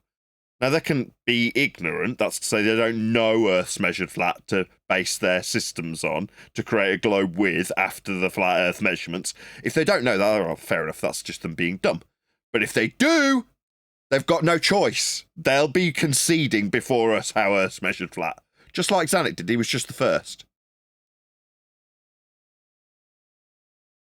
Yeah, the Hyuka guy did that like 2 days ago, 3 days ago. Yeah, he conceded to you that it was. Oh, I think he said that. Yeah, we know that's how it's measured flat. And then he had a but because he wanted to keep talking about the citation or whatever the hell. Like, no, you already made the point, man. You already conceded the point. Argument's done. Why you want to talk about citations? Yeah. At that point, just because they're WANKER, at that point, it's like, don't need to deal with you anymore. You know it's flat. I know it's flat. So what do you think you're going to do? Carry on debating with us? You're a disingenuous scumbag at the point that you know it's flat and are more than content to admit it when pushed into a corner by me. To then what? Carry on debating like there's something to debate about? Get lost. And when people go, oh, well, no one comes before you, it's like, yeah, because they know what's going to happen.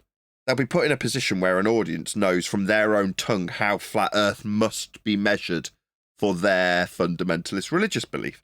No one wants to do that. They want to retain some semblance of globe Earth belief that's justifiable in their own mind. They are on the edge of cognitive dissonance. They can sniff it, though, can't they? And they know where they're going to get it from. If they come here, it's contagious. They're going to leave with a heavy dose of cognitive dissonance because they'll know the awful truth of how Earth's measured if they come before us. And they'll be saying it. We'll be using their words against them. People desire that less and less and less as a globe believer than you could possibly imagine. Just because you measure it flat, Nathan, doesn't mean it is flat. Yeah, we've heard Yes, that. it Who was does. that? Who said that to us? I can't remember. I've heard that many stupid, bizarre things. It's hard to keep count of. It's hard to keep count of. Oh, that's been said for a good while. But that is They can't factually grasp. inaccurate They as can't well. grasp what horizontal means. They can't grasp that. They're so stuck on their paradigm. They cannot grasp what paradigm. The They horizon. can. They know what horizontal means in every aspect of their life, Perpendicular in to real plot, right? life, whatever they're doing, right? In reality, they know what horizontal means. It's only So they're when they being get on this shady. Discord. Hold It's on, only John. when they get on the Discord and start talking about this subject, then they have to literally bend horizontal in their minds, like the kid bending the spoon in the Matrix. APOC, Literally. then Omni. Hold on, Chocolate. Just pause for a sec. APOC, then Omni. Go ahead. I'm just saying, like, the more that they try to, allude to the fact that they have a sphere in their corner, yet you point out you have horizontal lines, they can't grasp how that will never bend. Like the Matrix you're talking about, it doesn't bend because It's just a horizontal. tangent. Apocrypha, it's a tangent. Yeah, okay. What's So a when you get tangent? to the end of the tangent, it's still horizontal, and it's still a Yes. straight line. Yes. And that's okay. Yes. Why is that okay? Okay for a flat Earth. How can What do you mean? What do you mean how that's can okay? you? Go ahead. No tangent. No tangent mirror when you're out at sea measuring these angles. We went through this yesterday with you, Omni. I mean, I know we got a protracted silence. Does that mean that you didn't hear it? Because you didn't respond? No, we don't have a tangent mirror. Shout out to Charlie and Cat. If you declare with your mouth, quote, Jesus is Lord, end quote, and believe in your heart that God raised him from the dead, you will be saved. Romans 10:9. Oh, you're giving people the key to heaven, Charlie and Cat. How sweet. Thank you for the super chat. Going back to the horizontal, I don't care what you believe is going on, but a horizontal line is still straight, and you cannot deviate from that position, no matter Right. how you want to bend it. No, doesn't need to bend. Look up a tangent in geometry. A tangent is a straight line. Thank Pardon you. me. All right, let's Yes, go from it there. is. Yeah, yes. And what makes it a tangent? Nothing. You The just fact that declared it's it. straight. Nothing. You just begged the No. question of it. You can have straight lines that aren't tangent to anything. Okay, well, you answer Wait, your own what? question. What makes it a tangent then? You tell us.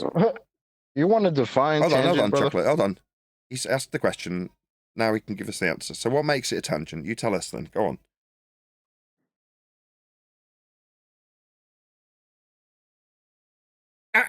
No, you just begged the question of it. You're just assuming it's tangent. There's no demonstrated. I can tell you why it's not tangent. Go ahead.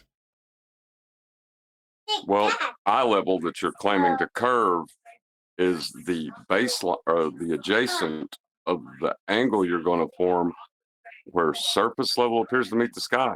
That eye level must be horizontal, straight, flat to get that depression angle to that parallel surface level. To get the dip angle that you're going to assume is to a geometric sphere, but is wrong.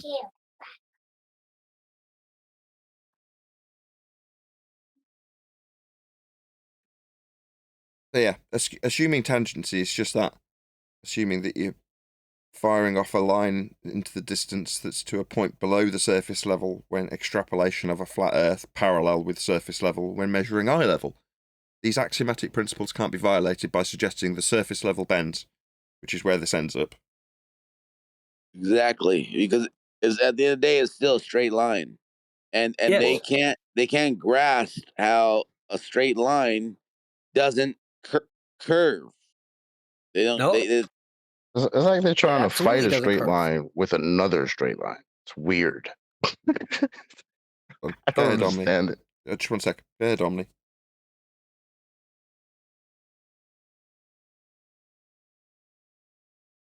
he's living on a disco ball. That's what he's doing.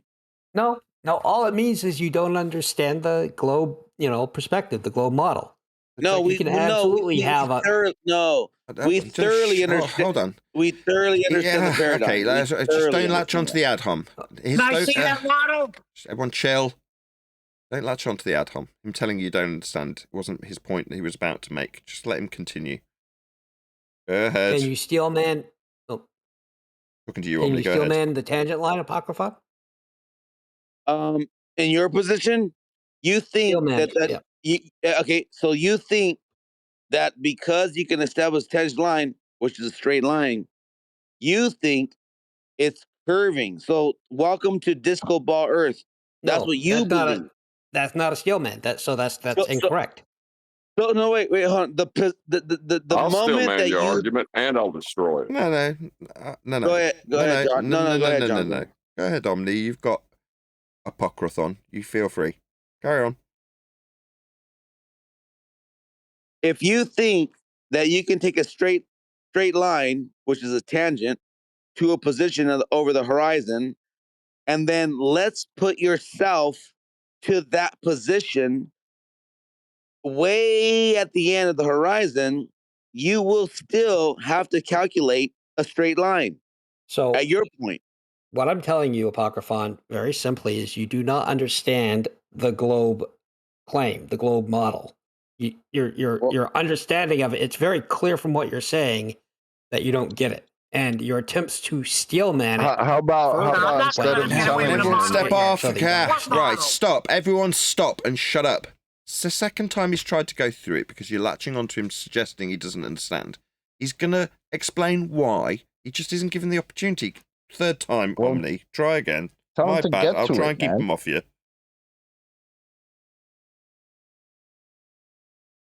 I'll give you enough rope. Go ahead. What model? Neil, please. Omni, I'll give you enough rope to hang yourself. You go ahead. Keep speaking. Okay. Good. We'll see if that actually works. So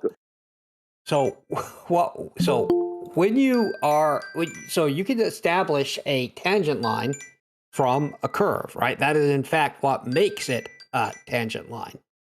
The tangent line is a straight line that intersects the curve at one point. This is basic geometry. So along the curve at all points, according to the globe model, you don't have to believe it, but that this is according to the globe model. This is the perspective that globers are coming from. Gravity at every point gives you a plumb line. Possibly deflected, but that's much more complicated. So we'll just talk about we'll assume a perfectly spherical Earth, which has an infinite number of points around it, each of which has its own plumb. The plumb lines are not parallel. The plumb lines all converge at the center of gravity of the Earth, the center of the Earth, roughly. So from every one of those plumb lines, you can establish a horizontal 90 degrees parallel to or perpendicular to plumb. You just wrecked yourself, by the way. Yeah, and I'll tell you why. Because the second that you establish a 90-degree position, you are now adherent to something away from your position is also going to be 90 degrees to your position. You are establishing a straight line baseline to where it's not curving away from you. Because correct. the second, it's not curving. Yes, correct. It's not curving. Okay, thank you. You're right about that. It's not curving. Welcome to flat Earth. I'll just stop. No, not at all. So from that tangent line, I can use my theodolite and take an elevation angle to a celestial object or the top of a mountain or the top of a lighthouse, whatever I need to.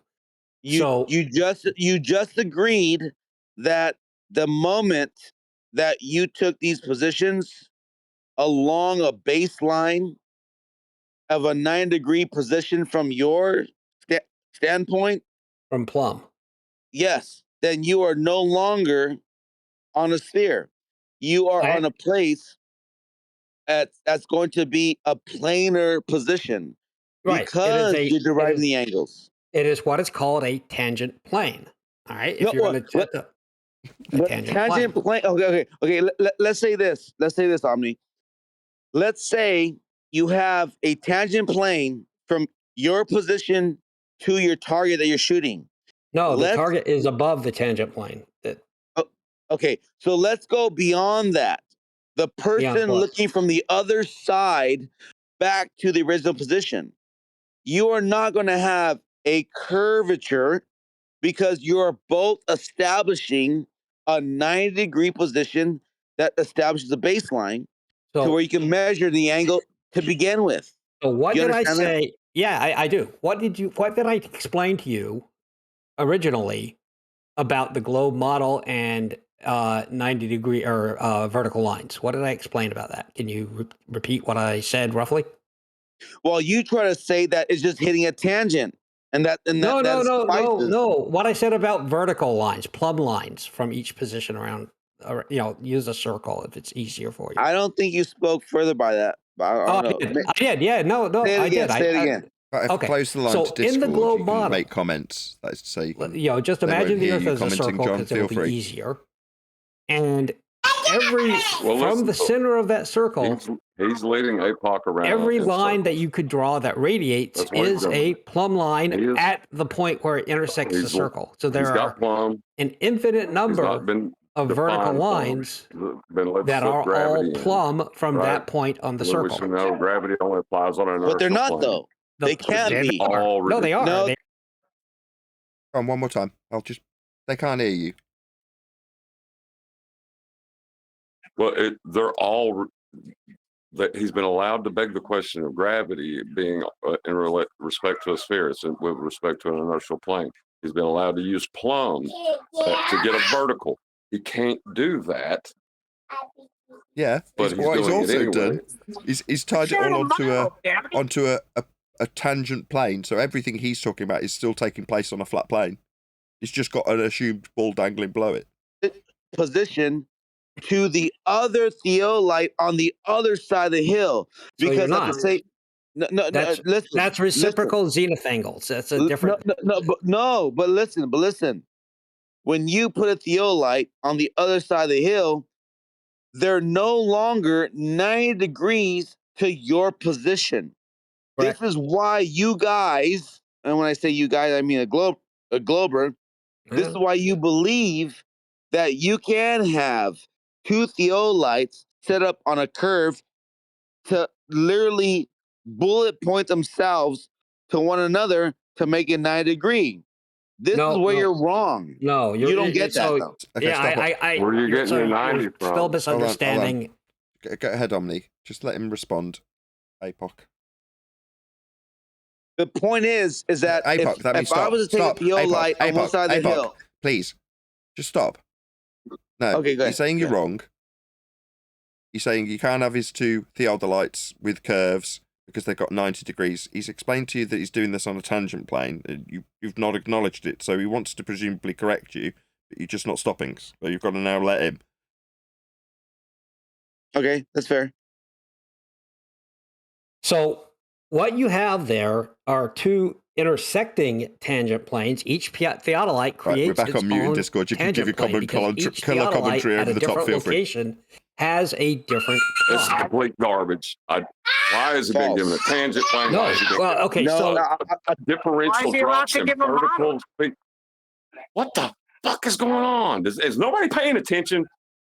Yeah, we're all paying attention. Like, we talk about this every day. Yeah, but we need to see what's going on. That's why I'm allowing this to happen. John, I told you we're all alone, number one. Number two, I'm just pissed that we're giving him a model all the time. I understand exactly what you're saying. Right. But you're giving him a model 3 times. Fair enough. Degree position to one itself. If you I didn't give can't him a grasp that a 90 degree position to another 90.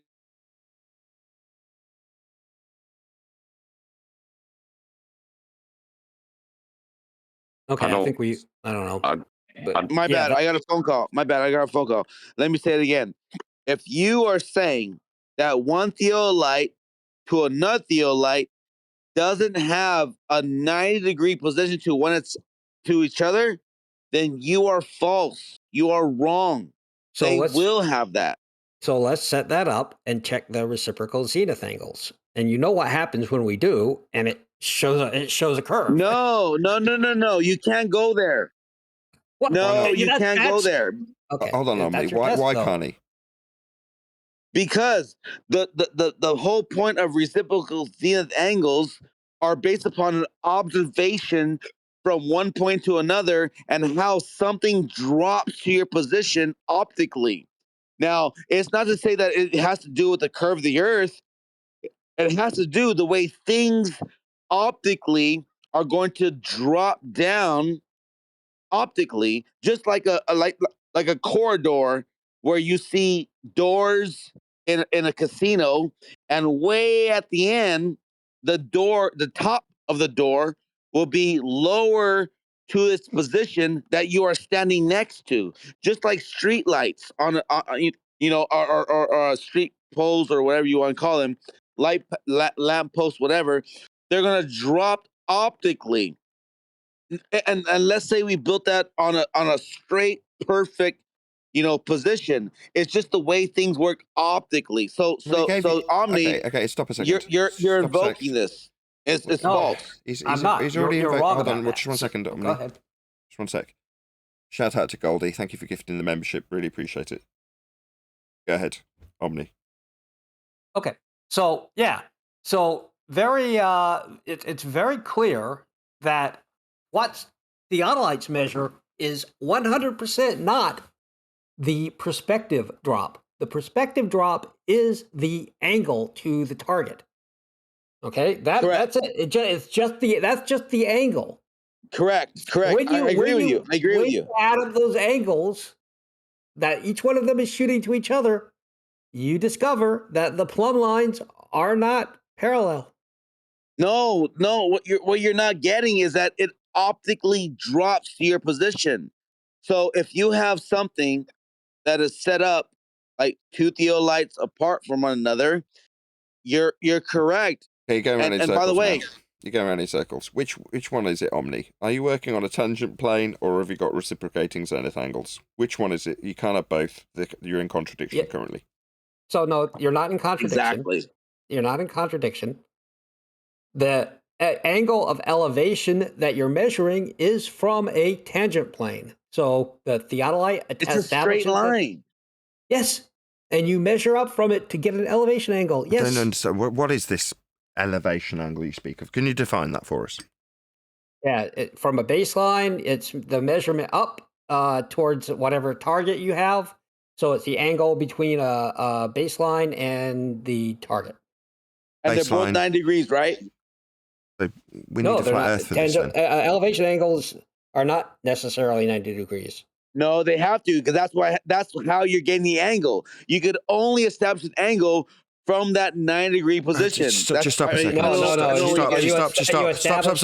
Stop. Hello. Yeah. I got your response, Omni. But we're still in the same contradiction, though, aren't we? You can't have it both ways. No. You can't have both a tangential plane, because that's a plane, the horizontal plane that the observer's standing on to measure this angle. Now, you're also saying that, no, it's not. It's reciprocating zenith angles. You can't have it both ways. It's either one or the other. You're wrong. It's either a plane. Yeah. So, can you explain what you think reciprocal zenith angles are, Nathan? Well, I didn't claim them. You did. I know. But you're saying they're in contradiction. So, can you explain what you think they are and why you think they're in contradiction? Why would I explain your claim of reciprocating zenith angles when we've already defined how Earth's measured flat with horizontal planes? If you can tell me where we measure reciprocating zenith angles, then I'll pay any justification like I need to justify it. We don't measure them, do we? It's done every year in surveying school. It's a very common thing. And I can show you videos of people measuring the... Sorry, do you want to show me a measured reciprocal zenith angle, please?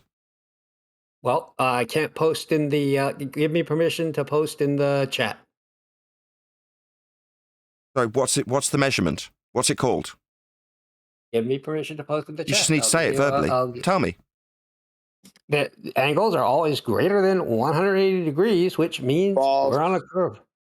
No, that's a false. Sorry, that's not what I asked. Sorry, everyone stop off.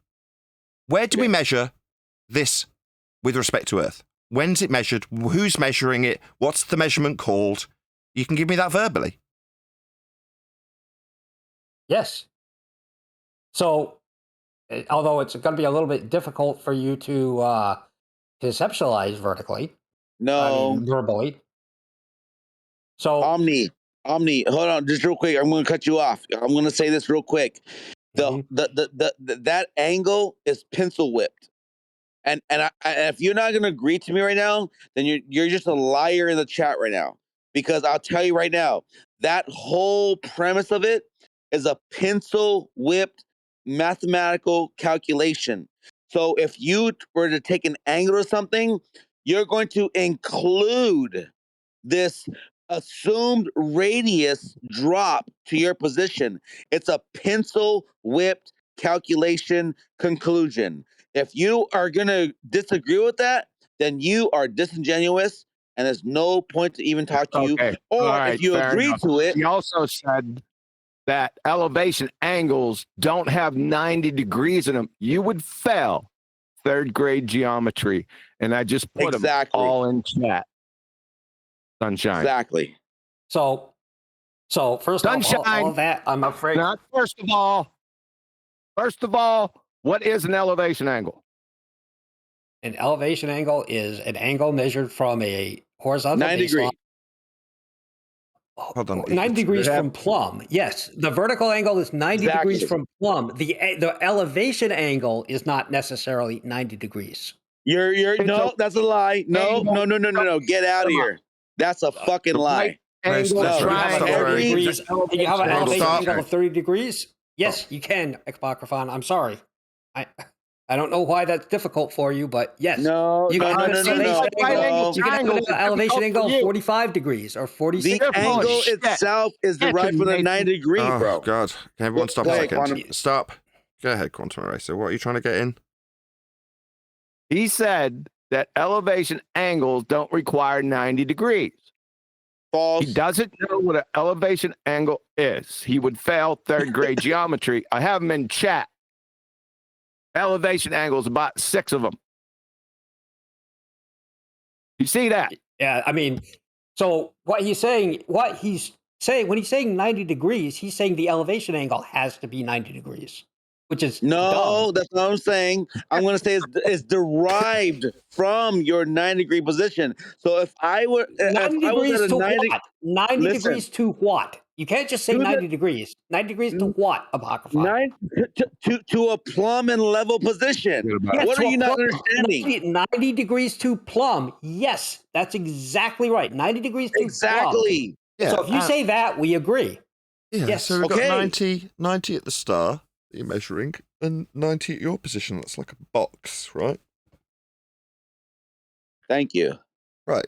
Omni, are you under the impression? Are you under the impression that you can get an angle from a curved surface? I think we've discussed that a whole lot, and I'm surprised that somebody who is that a yes or no?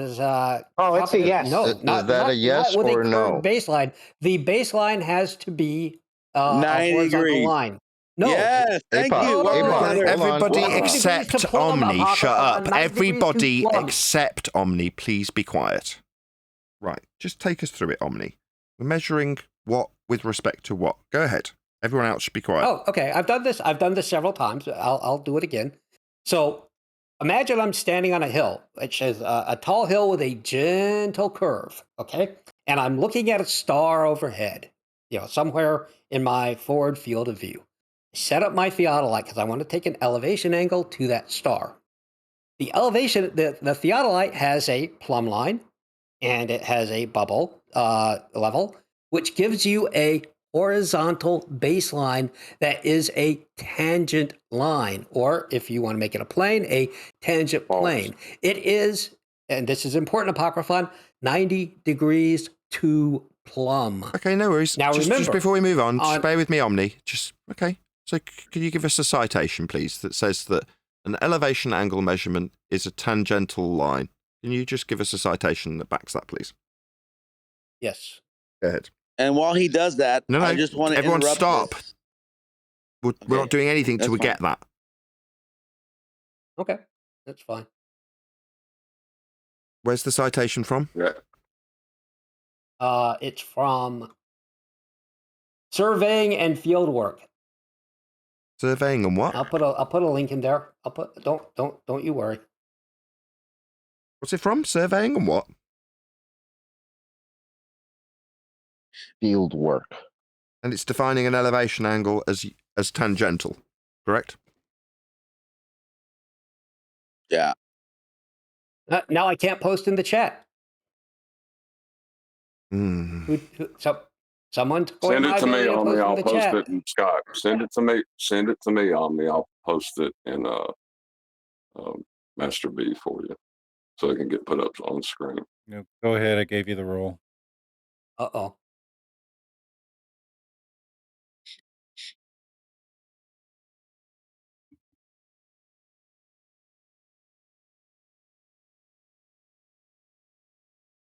At the end of Everyone's the very day, calm at the moment. at the end of the day, if you're establishing a horizontal position on a curve, that means your other point will not be horizontal to your position. I don't know what you don't That made no understand about sense. that. That made Yeah, no just sense. chill for a second. Hey, Yeah? Park. Yeah, this is when you chill and let them do their thing. All right, for sure. What do you mean by your other point? This is why I told you not to do that. Exactly. Yeah. Let's just see that citation. Has it come through yet, John? I put it in the chat. Okay. Yeah, I copied it over to Master B. Thank you. Let's have a look. Handbook for Surveyors, Mansfield, 1848 to 1925. Is this what we're looking at, yeah? Yep. I've got it up on screen. Do you want to read it? You want me to read it? Your citation. A level surface is accurately defined as a curved surface at which each point is perpendicular to the direction of gravity at that point. A plumb line gives the direction of gravity at any place. The surface of still water is a truly level surface. A horizontal line or a horizontal plane at any point is tangent to a level surface at that point. The amount of the downward deflection of a level surface from the horizontal plane is given by the formula in the preceding chapter, blah, blah, blah. And there's a picture that shows you the level line, which is curved, and the horizontal. Level doesn't mean curved, bro. Well, I know you think so, but I just read you the APOC, definition. it's the third time I've asked you. Sorry. I'm sorry. My bad. So there's my citation. Okay, and what's this used for? Surveying. Surveying what? The Earth. Okay. And where's this put into practical application? All over the place. This particular type of surveying that says levels curved. Yeah. Okay, It says give me an the example. Principles and practice of surveying. Okay, give me one item that's been built with this You can read principle. the book. I mean, I gave you the. I'm still asking the question. I gave you the link. Yeah. Okay. Where's it been put into practical application in this way? So this is from 1905 or 1915. That's not what I asked. Where it's been, what's that? It's not what I asked. 1905. Where has this been put into practical application? Show me some building that's been erected and shows demonstrably that this method. Well, this would be the. I haven't finished I haven't finished asking the question. It's the third attempt. Did you want to answer a different question before I've answered it for a second time? Arc of the parallel is the answer to where it's been put into practice. Arc of the parallel. Places. What's that? A massive surveying. You know what it is, Nathan. I can read minds over TCP/IP, and I know you know this. Tell me what it is. So you already know it, right? Tell me what it is. You don't know it? You understand? I've got a show. I didn't think I'd have to break this down in the middle of the discussion, but clearly you must have me do it. Tell me what it is. So it was a massive surveying project undertaken by the American government, surveying land all across a large swath of America. Okay. What was the practical arc. and that did what? So there's no is there something practical that you can show me that was achieved as a result of that then? Creating topographical maps, drawing state boundary lines. There we're getting somewhere. What map was developed from it? Topographical maps, yeah. Yeah. You want to show me the map that was developed using this system so you can show me how this was practically applied to the map, please?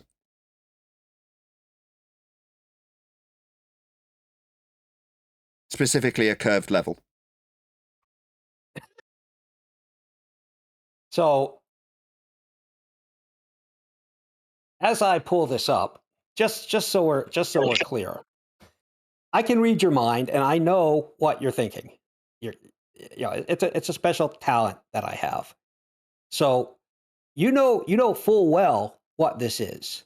You're very familiar with how the how level is conceived of by the globe, and you also know that these techniques were used in the American I'm just going to stop parallel, you. Stop telling me what I know. Stop telling me you can read my mind. This is getting irritating real quick. I think Stop it's it. important for the. Stop it. Stop it. Stop it. Stop. What you stop? Okay. No, stop telling me what I know. I think everyone. Can you shut up? Put the cards on the table. Can you stop talking? Do you need to repeat what I've asked you to do? I did. Or will this obfuscation tactic continue, Omnivore? I'll just ask you that instead. Or you seem to be continue. You're answering my question. You seem to be answering my question by talking through me. You're already answered. Yeah. So this is just going to be this little dance now. So when I ask you to show me how the curved level was practically applied to the map, is it just going to be met with you talking through me asking? Because that's the second time I've asked. Right. Because I'm letting people know that what you're going to do. You're stuttery. Is you're going to be stuttery. Like, oh, spherical excess. He's lying because the math makes up the curve in spherical. So why are you telling me what you're going to apologise for? Because you're is this transparent. telling? Your head might as well be glass. Squirm for me, I can read your mind. You seem to be squirming. I can read your thoughts. Can you? That's really interesting. Easy. Right, why are you telling my audience what you can do in terms of your why are you chanting? Can you stop chanting? Do you want to get a grip? Chanting. You gonna get a grip? Third time. You sound very nervous, man. Yeah, you do sound nervous. Get a grip there, Omni. I'll let you tucker yourself out, shall I? I'll ask you a third time when you're done tucking yourself out. Yeah, there, through the top of me, yeah? You need to tucker yourself out through the top of me there, do you, Omni? This little dance going to continue till I ask a third time unimpeded. We can skip ahead and go to the point. No, I'm not going to skip anywhere. I'm staying exactly where we are indefinitely, Omni. And we're going to see if you chant through me. Skip ahead and go to the part where you tell your audience that spherical excess, which is what you get when you do this, when you measure the angles. I know. Stuttery. That's false. So show me the map and show me how this curved level was practically applied to it. Third time I've asked. Yeah, it's in the document. When you apply this to it, what you get is not when you. So first off, are you dumb? Are you dense? Yes, when you. Yes. No, show me it being applied on a map that has a curved level. Sorry, when you. That sounds like future tense. No, it's when you apply this technique. No, that sounds like future tense. Are you dense? Are you not understand? It seems like, ladies and gentlemen, he's just going to rumpus the point. Calm down. Is it not practically applied then? Calm down. It seems like it's not practically applied and you've got to rumpus this, Omni. You're going to rumpus this, Omni. You're going to rumpus this, you coward. It's okay. Coward. Okay. You're going to be coward. Coward. You're going to rumpus this. We're going to get to make the point unimpeded, or are you going to rumpus this? I'm asking. It's not rhetorical. I don't know. When this technique, you stuttery bitch. Spelled out. I haven't finished making my point, and you are going to yammer on about nothing. Breathe, Nathan. It's not practically applied. It's okay. It's okay. It's not. You'll be okay. You stuttery bitch. Yeah, you wrap it up. Yes. Well, it's a show, right? An asshole. I'm not referencing anybody. Why all the tactics, man? Why all the tactics, Omni? Why all the tactics, Omni? Look at him. Is it because you're losing really badly and it's not practically applied to a map and we're going to apply it after the fact, future tense? There are maps in the document. Literally, there are maps in the document. Let's ask for a fourth time then. Let's see if he impedes me by you chanting through it. Let's see if he can tolerate the question. He's starting to laugh already. I can hear it. Yes, so, Omni. Oh, we're immediately talking, are we? Fourth time. Yeah, so can you show me where this is that Omni talking through me? Scared? He can't help himself. You scared, Omni? Scared of the question coming? So there are maps in the document. It seems he's answering before the question was even started in this instance. What a coward.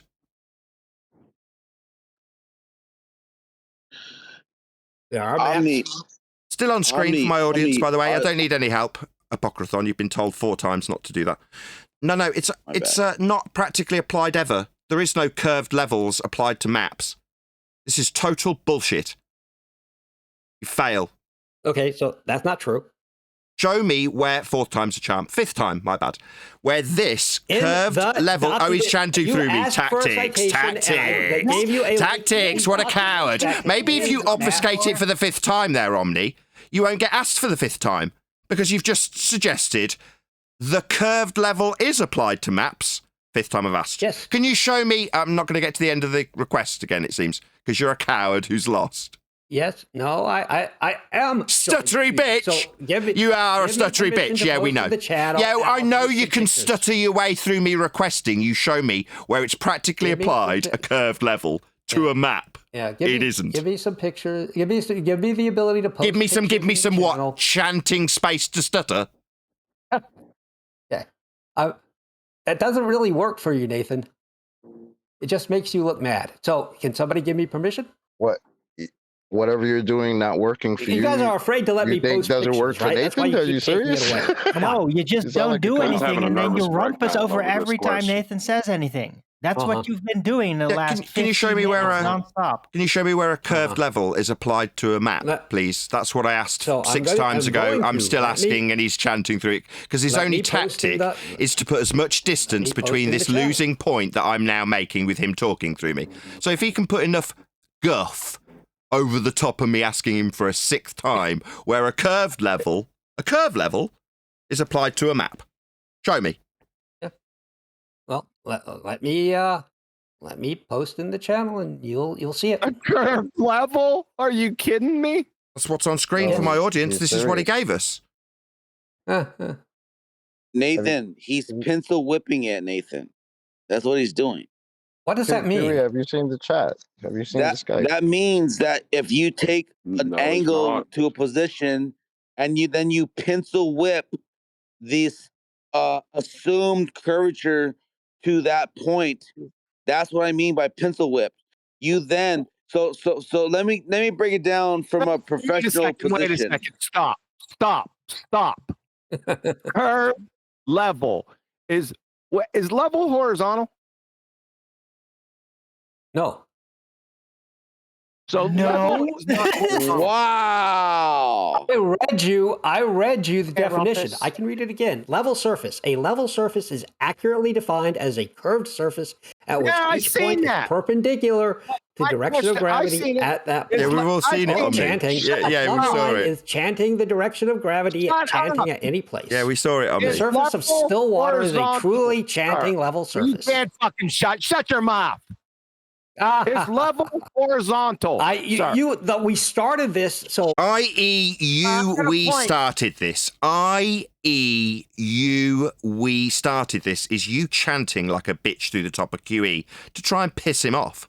So now, ladies and gentlemen, we've got to the point where his curve level has no practical application and he cannot in any way, shape or form demonstrate it being practically applied. And he's going to future fake his way through it, saying how we can, after the fact, apply it. So there is no practical tying of it in any way, shape or form to a map, a Cartesian system. No, there's no curve levels, and he's got nothing but his tactics beyond this point. Now, what's he going to do? He's going to attempt, with his laughing and chanting, to really wind QE and me up from this point forward. Laugh at us, tell us it's not working, while in reality, he's very nervous. And his sentence fragments and stammering are a testament to how nervous he is. He knows he's screwed, and he hasn't got any practical examples of where curve levels, as per the citation, still on screen, will actually show a practical yielded example. There isn't one. He knows it. I know it. Okay. I know let's he get knows down- it let's because hold on. Let's get down to cases. He said level is not horizontal. From dictionary.com, level being in a plane parallel to the plane of the horizon. Horizontal. Horizontal. Level. Level. Not rising. This is from Cambridge. Not rising or falling or higher on one side, but even in all directions. Horizontal. Just a quick question. Exactly. Quick question. Is that Cambridge Dictionary from 1903? No, but it goes something deeper. Because according to the slope-intercept formula, all horizontal lines have a rate of change of slope of 0. Not according omnivore's IQ. However, according to the curvature definition by the United States Naval Academy, curvature is defined as the rate of change of slope of non-zero, sir. So you're into a non-contradiction violation and a law of identity violation, sir. That's it. You're done. Yeah, in other words, can't curve grasp. doesn't level. Curves is not level, bro. Like, Right. The that's arc crazy. of the parallel is a contradiction in terms as well, because if two lines are parallel, there's not an arc between them.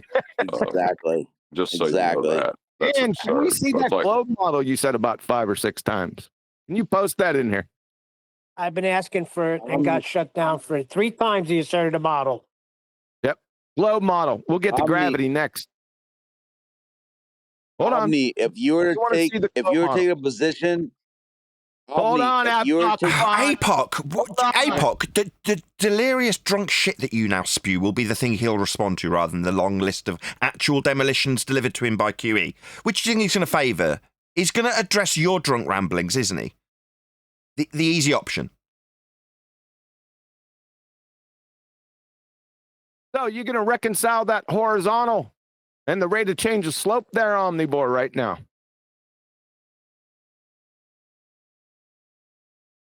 Then we'll get to the globe model.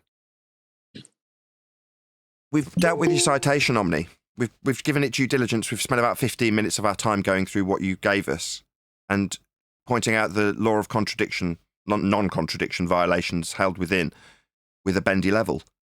So, I mean, yeah, you've had to go back nearly 100 years for this shit. We've taken it apart and we'd like a response from you. It's only reasonable that you give us one now. We've taken it apart at its base premise that's flawed.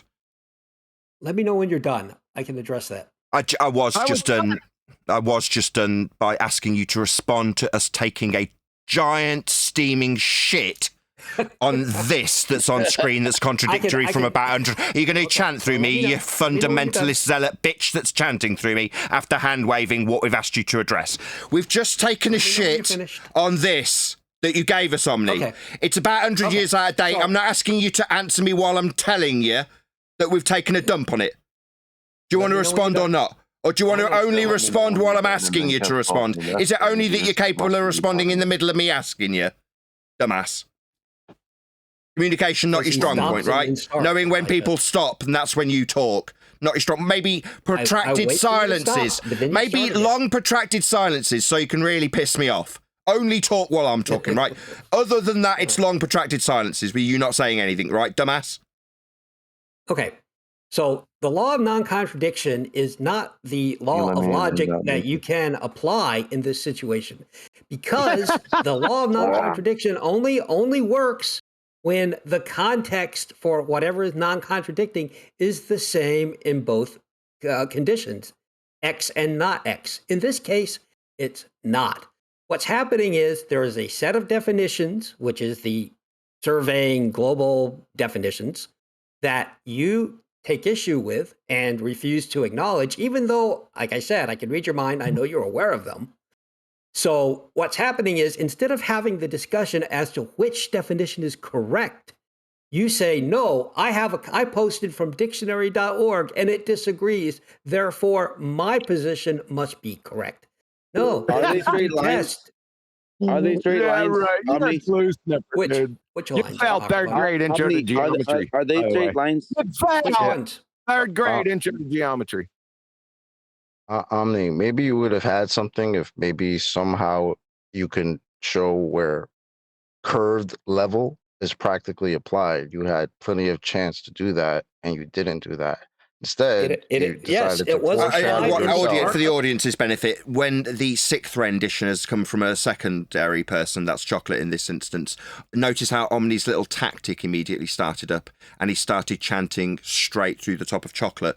Now, what I've done so that me pointing that out doesn't get interrupted is I closed both Chocolate and Omni's lines simultaneously, so I could point out to you, the audience, that tactic that's been used on me 5 times previous, which is when we get to the stage that there is no practical application of this shit that I'm going to put back on screen, the shit that we took a giant steaming crap on, and then we're asked when we were finished, in response. That was what we got last time.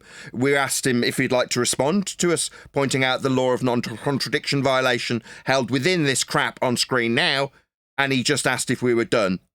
That's what he did. And then when Chocolate pointed out that he'd had plenty of opportunity to show a practical application and he hadn't done so, his tactic of chanting through the top of Chocolate immediately started up again. That's what Omni had to offer, just so we're all clear. I didn't allow it. I shut down my Discord line so Omni didn't get the 6th attempt to chant through that, which showed beyond all doubt how big a failure he was. Your tactics failing, Omni. Yeah, chanting through the top of me and now Chocolate, pointing out you didn't show a practical application of this shit that's on screen now that you gave us with your highlighter around it from 100 years ago. No, we went to the Oxford definition of parallel horizons, and you haven't overcome that. Your violation of the law of non-contradiction from this 100-year-old garbage that has no practical application that you've shown us to back it. You did manage to rumpus us asking you for it 6 times, though, didn't you? Well done. That's almost like a win. Also, that 100-year-old citation that he got, within that reference, it will talk about the datum plane being level. Yeah, That's there's why he didn't want contradictions. to go to the practical Yes. application. So John's pointing out there's contradictions within the citation itself, because to have a plane and also have it bend is also contradictory within the citation itself. But there we go. I mean, maybe if you just chant through that for an 8th time, it won't be like you've lost, Omni. Even though we've taken quite a considerable amount of time taking it apart, ripping it to shreds, maybe you could just infer that we haven't done anything and ask when we're done, at the end of me now inviting you to address the giant shit we took on the contradictory crap from 100 years ago that you didn't back with any practical evidence, Omni. Would you like to do that, you know, in, like, respectfully, the fact that we've taken our time to do that, you know, to take a dump on the stuff you presented that was wrong?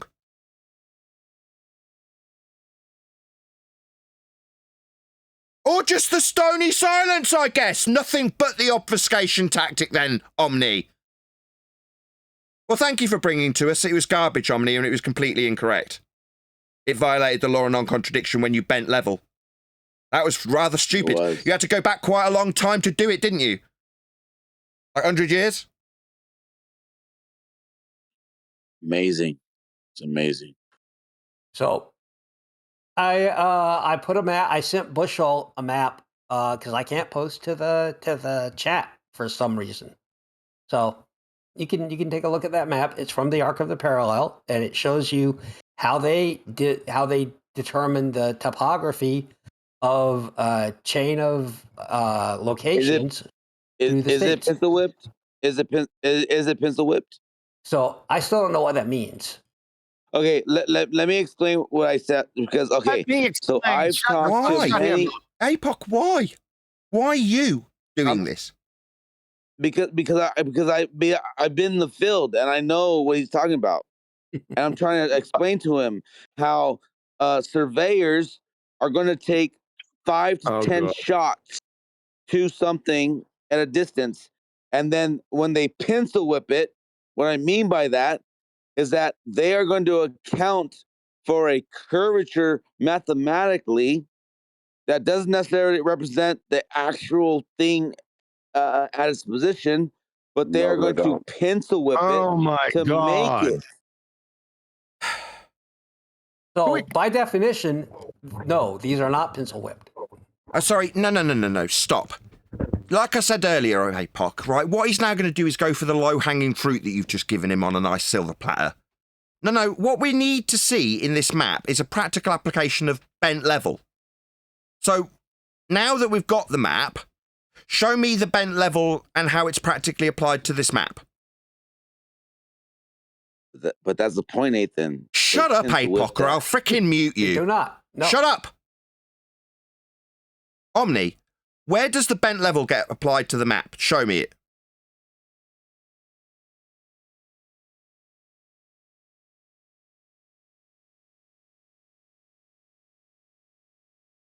Don't seem to be hearing anything. I'm not being shown anything. I'm not being told how a bent level's applying to the map. What's going on? That's my point.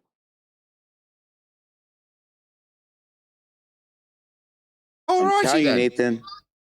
Why am I still hearing APOC when I'm talking to Because Omnivore? he doesn't listen. Omni, apparently you've got an example of where this citation with bent level applies practically to a map that's been developed with bent level. So can you example that for me? It's the 9th time you've been asked.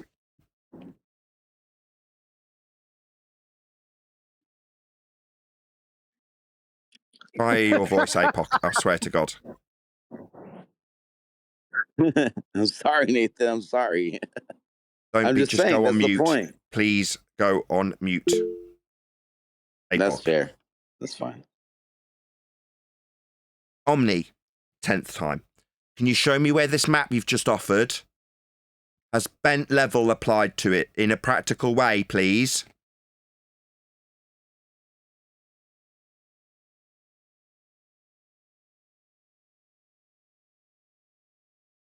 Shall we assume it isn't going to be practically applied because it's garbage and violates the law of non-contradiction? Yeah, we'll definitely assume that based on the stony silence that we're getting, because we're not getting an example of how bent level made a map, practically. It didn't. It's stupid, it's idiotic, it's nonsensical, it's 100 and however many years that he's had to go back to get this stupid, nonsensical, contradictory citation that's even contradicted within its own body of text. So no, it's never going to be shown to be practically applied. It's a contradiction in terms. That's why we're getting stony silence. However, we did get, 7 sounds of Omni through the top of me asking him to show us where it's practically applied? The bent level that he's arguing for in contradiction. Apparently that's applied somewhere. Meanwhile, we do measure elevation angles with 90 degrees to the ground positions of stars on a flat baseline. Omni conceded that earlier. He suggested that when we measure that, it's with a tangential plane. So we're definitely still dealing with a plane. It's definitely still being measured flat, and it's dealing with ground positions. So nothing to do with a spherical surface assumed to be dangling below a plane with ground positions on it. We're just measuring a plane, and it's got ground positions on it because it's the ground and it's a plane. His assumption of a dangling dingleberry below a tangential plane, by assumption that he hasn't proved, he's just gone and cited some garbage for over 100 years ago that would suggest a violation of the law of non-contradiction that we took a dump on. Now, when being asked for the 11th time where bendy level applies to maps that were made, we've got this.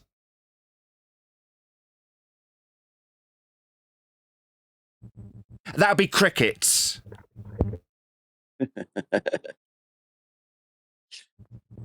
Nathan, just real quick. That's where I was going with it. Because I understand how theolites work and how we transfer lines and how everything you said is total bullshit. That's all. I'm sorry. Respectfully, I will mute up, but I'm just saying that's why I was so adamant about interjecting, because everything he was saying was total nonsense. That's all. Thanks, and you and you hit the nail. You hit the nail on the head. So it's not total nonsense. The part where you think that doing using a theodolite to measure a elevation angle is somehow incorporating the change of perspective in addition to the angle that you measure is what you're not really understanding there. So I question whether or not you've used one of these devices. I see. I would question whether or not there's any practical application. The link that I would suggest. Posted, oh, you hadn't finished. My bad.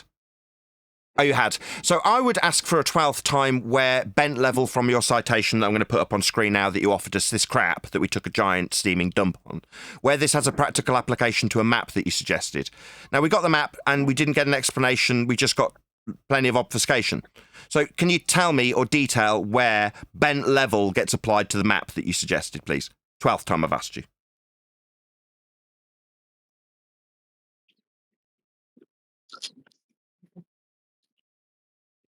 No, is it just the low-hanging fruit only from Apocrython? Well, what I'm going to do is I'm going to server mute Apocrython, so it's only me that you have to deal with. So you can't just grab hold of some more low-hanging fruit that Apocryphon wants to throw out every time I deal with this. So it's the 14th time I've asked you to show a practical application of this shit on screen, and where we get bent level applied to a map. We don't, Omnivore. You're wrong. Otherwise, you'd have demonstrated it in one of the 14 attempts to do so. What you did do, though, was ramble through the top of me so it seemed like you hadn't been asked. But you have. You've been asked 14 times to show a practical application of bent level like in this citation on screen.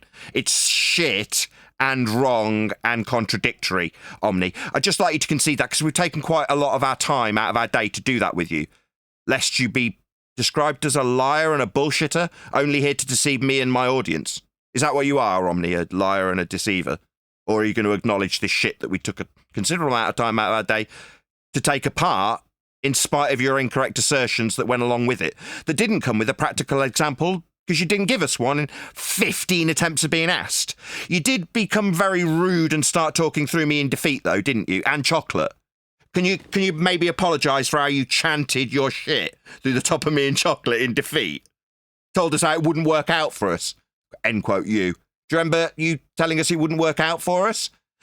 It hasn't worked out for you, Omni, and we'd like some acknowledgement of that, lest you be called a scumbag who just wastes people's time, and in spite of them correcting you when you're wrong about stuff, you just fall silent and then go for some of the low-hanging fruit when it becomes available. Looking for that apology. You said it wouldn't work out for me, remember?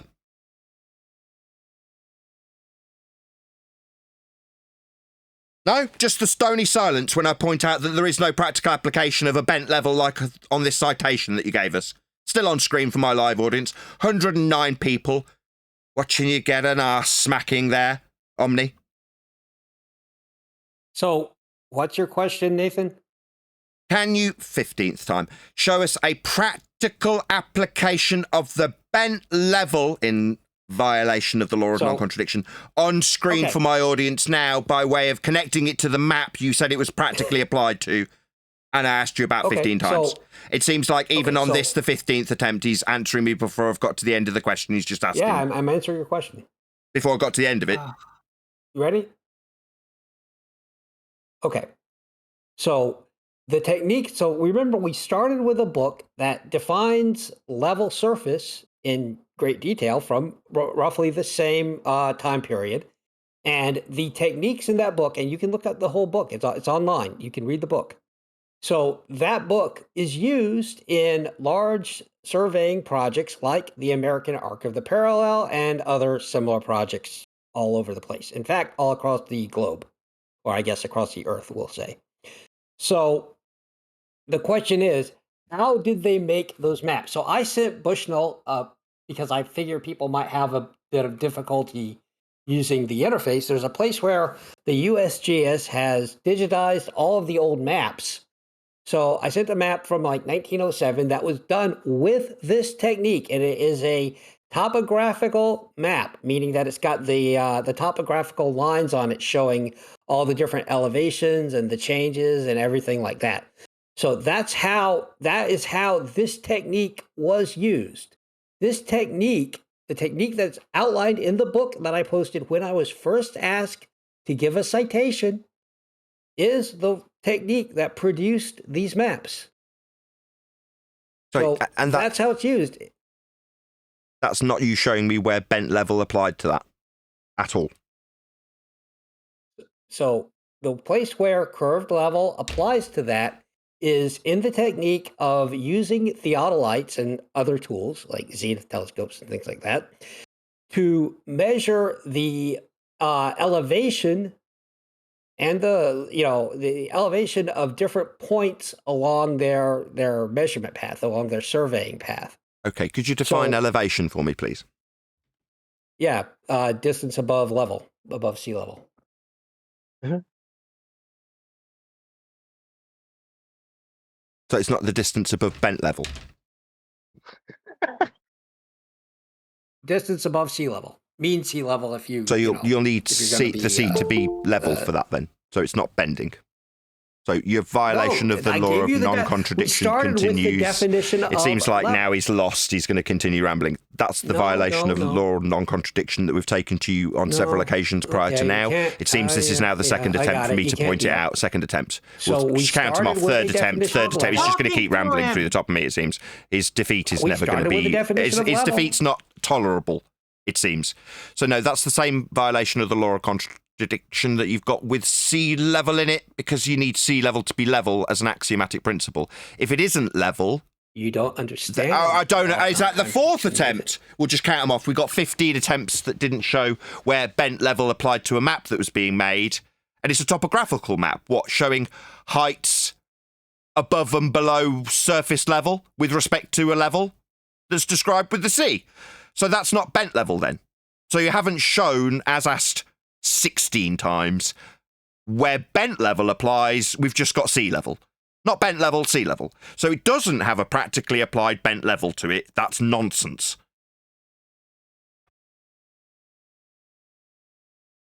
That got your tongue? That wasn't rhetorical. It's nonsense to assert there's a bent level applied. You haven't demonstrated that. So the law of non-contradiction, as I said, and I explained why, does not apply here. You're not applying it correctly. I don't expect most people to be philosophers, so that's fine. In this case, I am showing you... Wow. That statement, please. Your argument is that the law of non-contradiction can't be applied, implying that it is a contradiction in itself, right? Yeah, bent so level. It is a contradiction. Yeah, because you know that it's a contradiction. Mr. I could read your mind guy, right? You know that. And in reality, nobody applies a bent level anywhere because that's contradiction. Right? So that's why you have to go back to 1905. Stop here for a second, Chocolate, just for my audience's benefit. Chocolate ripping this dickhead a shred or two won't be tolerated. He had to chant through him tactics again. So like he did to me, now he's doing it to Chocolate also. We urge you. Yeah, and what Omnivore just stated is thoughts. Omnivore, do you agree or disagree that level is no point higher or lower than another?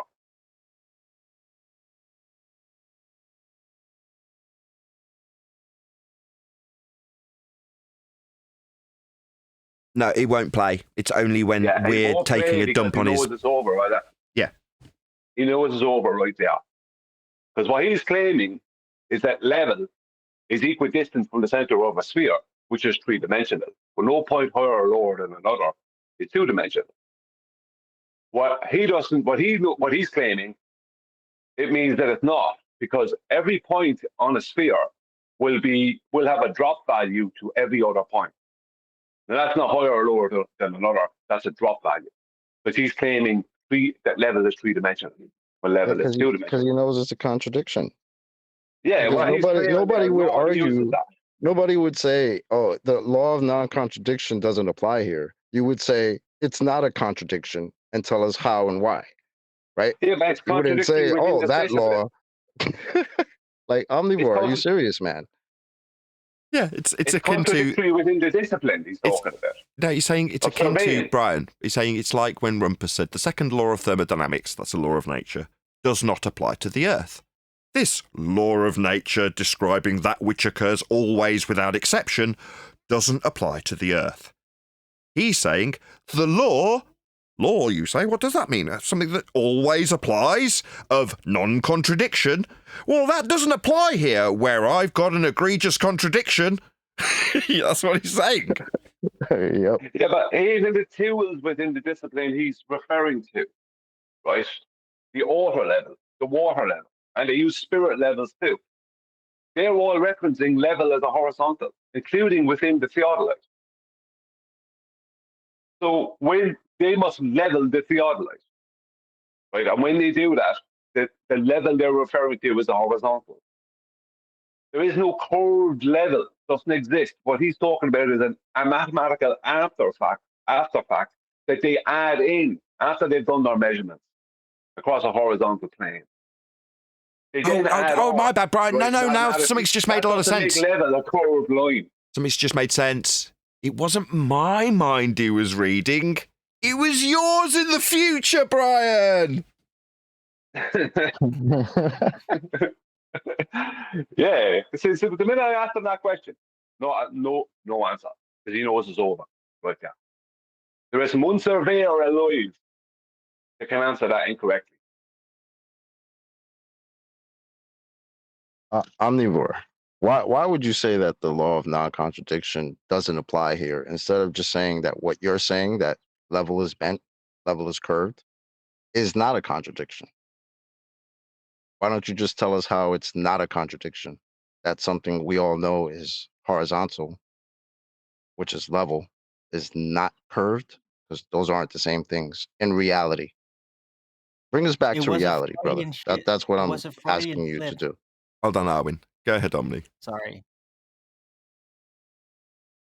No, but he did it because it was a Freudian slip. He didn't need to say that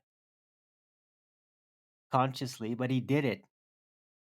Because, right? I mean, the rules of logic don't apply where globe belief is concerned. No, you're just misapplying that rule. The rule can only be applied if both things are in the same context. That's where you're falling down on this. Omnivore? Did you hear my question a minute ago, Omnivore? The context. What do you mean both things are No, Arwin's same decided context. that where I've Context. told APOC off to not offer this guy low-hanging fruit, Arwin's now offering it him in lieu of Brian. Sorry. I'll go over logic and philosophy with you in a second. Okay, good. Okay, so, Arwin, so it turns out that... No, Brian's question. Brian. Yeah, my question. My question was before Arwin's. So I'll ask you again. Okay, Omnivore. Is level, right, no point higher or lower than another? So it turns out that the law of non-contradiction, the thing cannot be self and not itself. Brian, he's not going to answer you, so I'll just refer you to his cited source on screen where a level labelled line... Oh, he's going to rumpus me while I'm humiliating with his citation that violates the law of non-contradiction. It's on screen for my audience now. Can you see it in Skype, Brian? It's the one where the level line drops from the level. Yeah, a level drops away from level. Yeah, it's just so we're... Sorry, Brian. Just one sec, Brian. Just one sec. Just for my audience's benefit. I'll just point out where this level line is dropping away from the level so you can detail it mathematically. We'd have to have a level to describe it deviating from. But it's called a level line in this violation of the law of non-contradiction that we've got up from a dickhead. So in answer to the question, according to his citation, yeah, according to him, the definition of level having no part higher or lower than another isn't true. It's right here on his dickhead citation from 100 years ago. But he didn't want to answer you. So I'll answer on his behalf using his own dumbass citation that I went through with him. He rumpus me, rumpus chocolate over. The contradiction that he said doesn't apply here. It's on screen and glaring, and when he's asked about it by you, he wants to talk to Arwin about logic. Yeah. You can try and reach for that low-hanging fruit, but we're just going to beat the living shit out of you with your own stupid shithead citation. It's on screen for a live audience of 120 people, Omni. You're a dickhead. Your citation's wrong. It violates the law of non-contradiction. Do you understand, you stupid man? I'm going to assume that you don't understand, making you retarded, Omni. Are you retarded? You didn't answer me. Even though we've taken an hour out of our day, literally an hour out of our day, to educate you on how wrong you are with level deviating and having parts lower than another. That's idiotic. Do you understand, Omni? We're educating you with good grace out of our time. You're not paying us for it either, are you? In fact, you're obstinate, rude, in the face of us educating how wrong you were. Why? Omni, we've corrected you stupid shit that was wrong, and you're not even answering me. That's incredibly rude. We've taken an hour, not because we didn't understand it immediately, because you were retarded and struggled with the shit that you got wrong. Now, at the very least, you can acknowledge us, Omni. We've had to educate you, dumbass, on this stuff. It's on screen now. Having low part higher or lower than another, you say, Brian? Not according to this retard's 100-year-old citation. What say you, retard? Omni, talking to you, mate. Yep. Go ahead. Let me ask him another question because he's lost that point badly. I want. There's no coming back from that on me. No surveyor in the world. Just before we do, Brian, I will pass back to you. I'm so sorry.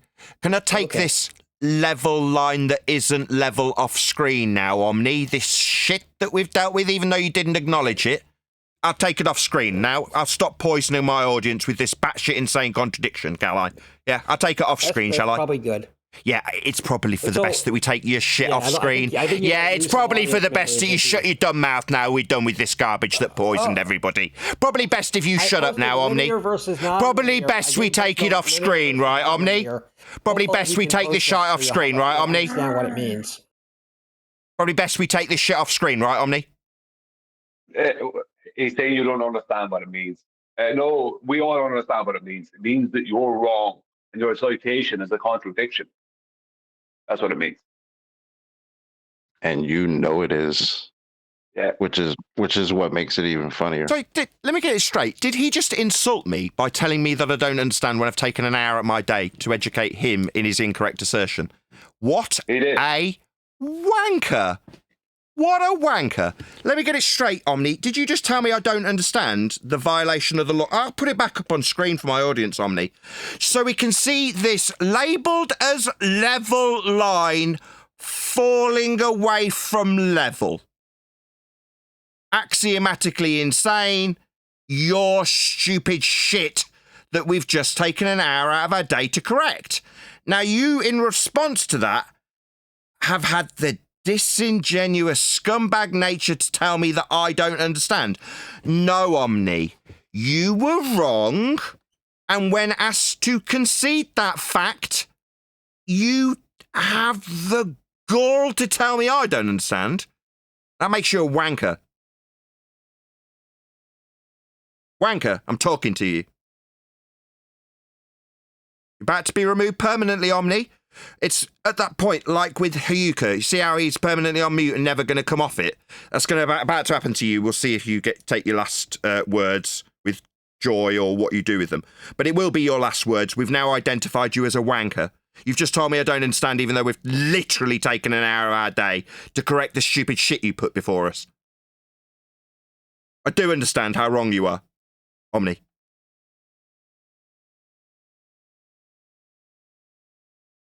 No words, no last words before we perma-mute you for being a wanker, Omni?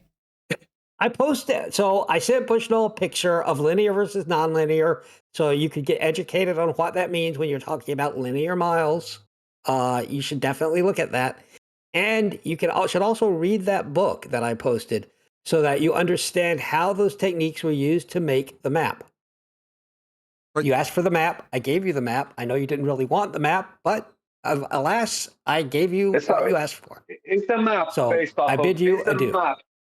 Omnivore, is the map connected to the universal transverse Mercator projections? He left the chat. Yeah, of course he did. Yeah, because he was about to ask some questions. Yeah, we'll show him where his map came from. And I wanted to ask him questions that would be organized. He was in a world of trouble. These people are wankers. They're demonstrably shown to be wrong, and in the face of that, they either go silent or say you don't understand. Now, I absolutely understand what a wanker that man was. He's retarded. What he posted was a mathematical don't know why he's still here. I kept the live stream open for an hour just to do that. And that's what we got as thanks, called idiots, basically. Piss down your back and tell you training. He's retarded. What he posted was a mathematical concept. That's what he posted. Who cares? Get Hayuka up. You're next, buddy. No. Shout out to Chuberticus, who's just donated $100 via the super chat with W @ //K3R. No idea what any of that means, but thank you so much for the super chat. Really appreciate the support. It means keep the show going. That the people love this. It's got $100. Keep it going another hour. Plus, I got a It might be long related drive. to some surveying data. Yeah, Brian. I'm just saying, it might be related to a surveying data, possibly. A cleaner It's just really. Go on. No, it says wanker. But you know where he was at. As soon as he consistently would not speak up when you ask him a direct question, or interrupt the direct question, and then when you're finally done, then ask you what the question was. Like, that's how you know these people. They always do that. He started doing that yesterday. He's been doing that. He'll only respond to what he chooses to respond to. Yeah, the lowest hanging fruit when available. Just wait long enough and some low hanging fruit will come on. Anyway, I'm going to round out the live show. With that, I'm going to say if you are watching this on either Nathan Oakley 1980 or Nathan Oakley Premiering streams, then stay tuned, as there will be an after show to follow. Oh, I interrupted 3 times with his dumb motto. You said the motto 3 freaking times. Well, on a globe bottle. Yeah, you're going to get it in the neck no matter who you are, right? If you're not on the exact point I want you to be. So if it seems like favoritism when Brian happens to get the airwaves cleared for him, because he happens to be on the exact point I want to be on. So if you're not that guy at that moment, you're going to get told off. Same goes for Apocryphon, Arwin, it doesn't matter. Unless you are right on top of that exact point, which is you've got a violation of the law of non-contradiction. Brian's like, he's got a violation of the law of non-contradiction here, here's how. I'm like, everyone shut up, Brian only. And then I'll interrupt him immediately, of course. Then I'll do it. Sorry. I don't care about that. I called Brian. I told him, get in here. Sound chaos here, too. Sorry. They're going to win. Yeah, but Neil, he's telling you why you get shouted down sometimes. I don't care about that. No, I said I don't care about that. Yeah, I cleared the airwaves. Chocolate, same thing. Chocolate's pointing out, no, you're contradicting yourself. So where's this practically applied? And of what's the reaction from our opponent? Well, Chocolate's getting the same reaction I'm getting, isn't he? Because he's right over the target. He has a map. Yeah, no. Yeah. Well, you were talking about the Well, map I at the only end, know only one place in which the laws of non-contradiction don't apply, and that's called Fantasia. Yeah, Fantasy World. Yeah, Brian. Yeah. Yeah, just saying he has a map. And I wanted to ask him whether that map was adhering to the universal transversal Mercator. Because if it is, that means the map is making a point of adhering to a globe which came from flat Earth elevation angles to Polaris. You know what I mean? It's like trying to say this map has somehow, for a start, it doesn't. I don't see how that was going to demonstrate 3-dimensional level. That I don't understand. Well, he left right after that question. Yeah, he knew because he knew where it was going. Because I want to know about the map because it's either it's trying to adhere to the universal transversal Mercator, or it's a topographical map. At which point it's using a horizontal plane as its reference for elevation. It can't be both. It can't be both. So. Yep. Did you ever get back to the gravity? I thought QE said, we'll get back to gravity. And the model. No, he disappeared. I gave him some last words. I'm full of crap. I'll never ban anybody. I'll never learn how to do it. So the only exceptions are where people like Rumpus are concerned, and I've had to say to the moderators, can you ban this person? Did he ever cite this level that wasn't flat? No, I mean, well, he rolled out something, but was that actually a citation from somewhere? Yeah, it's in a book. I had it up on screen for the live audience.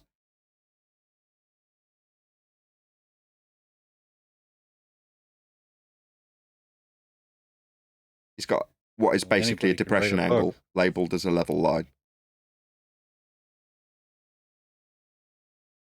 Yeah, it's calling this depression angles.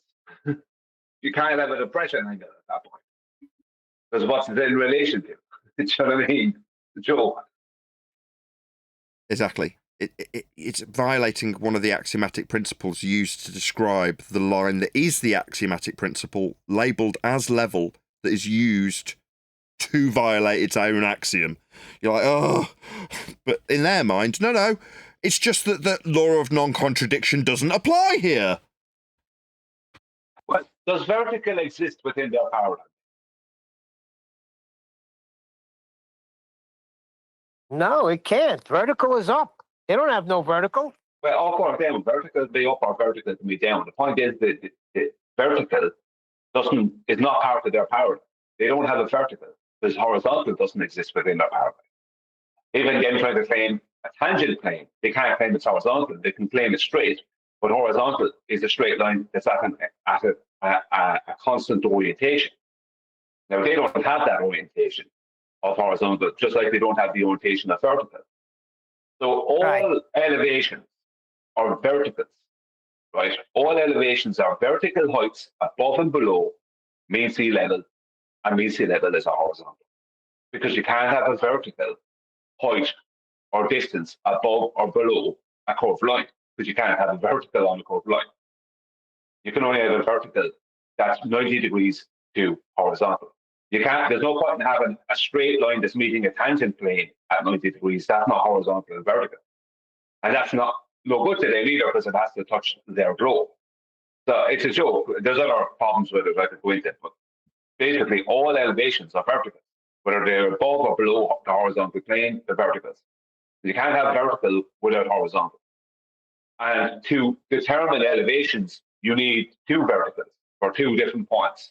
So let's just say a water tower and a building. The elevations of those two will be in relation to the horizontal plane that we call mean sea level. And whether one is higher or lower above that horizontal plane.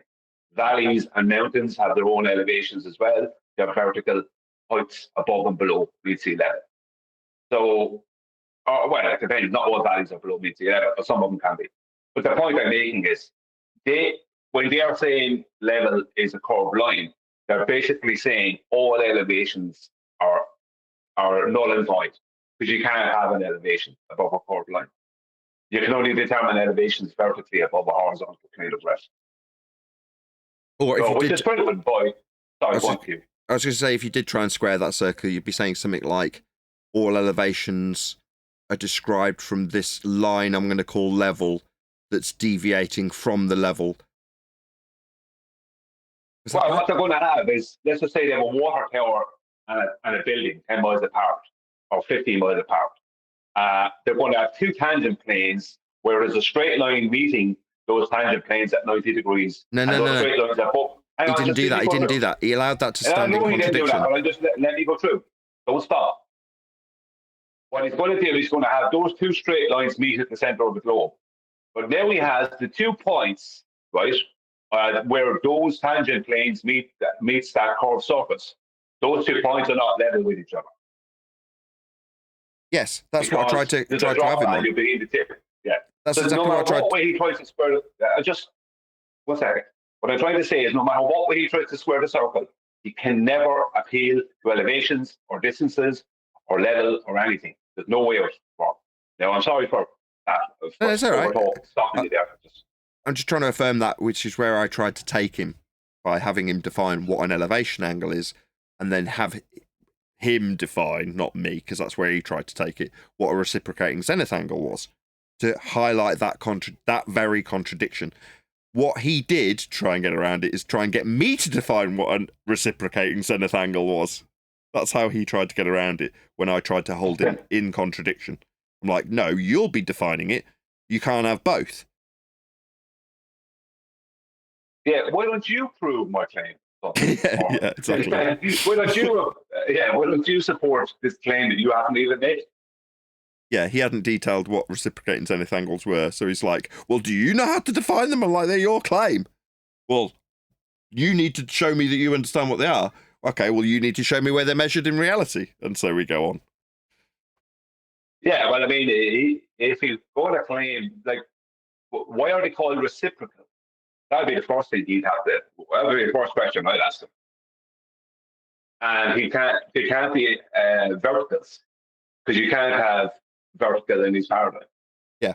As soon as you describe reciprocating zenith angles, you don't have perpendicular to a plane of reference, because there are multiple planes.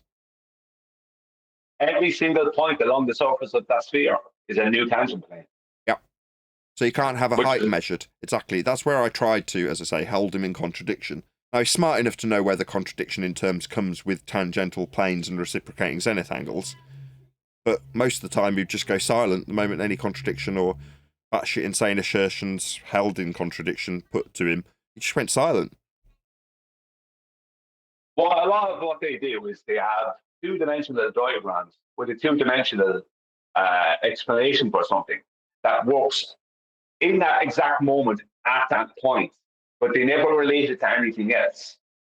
So they'll show a surveyor on a tangent plane, or making a straight line from standing on a globe, or standing on a tangent plane that's adjacent to, that's touching a sphere of surface at one point in a diagram, and they'll be showing the curve level dropping away from actual level. Well, they don't even have an actual level in that, really, to go by what they're actually saying. But the point is that they show these diagrams and give explanations for something happening in one particular instance that doesn't relate to anything else. As soon as you try and relate what that diagram to another diagram that would be the same as it, mirroring it, it fails.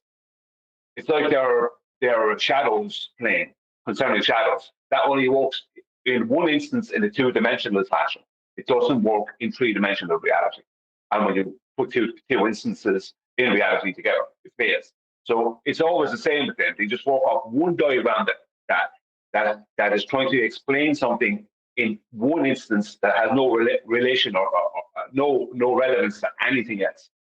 As soon as they try and relate it to something else, it's over. Do you know what I mean? It's the same all the time with us stuff. Just on a slightly different subject, people keep sending me Jaron Campanella quotes of how bally he's become. And as much as I'm appreciative of it, I don't really need this, right? People keep sending me like quotes where Jaron's saying stuff like, "It's a ball, don't make this weird," and things like that. I saw he wrote that somewhere. Is anybody else? My question was going to be: is anybody else getting sent quotes from Jaron?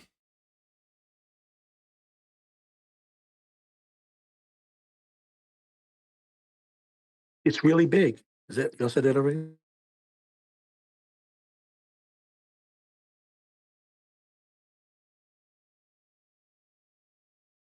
I'm sorry, I wasn't even watching Jaron when he was supposedly still a flat earther. He's not.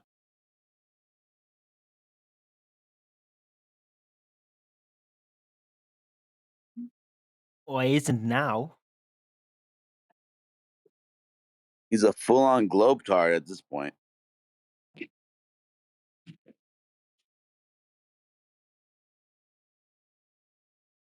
Yeah, he's not even an anti-glober now.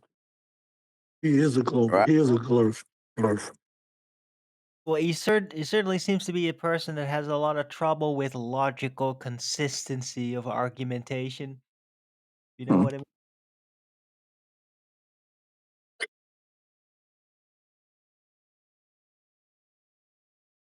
Especially when it comes to science.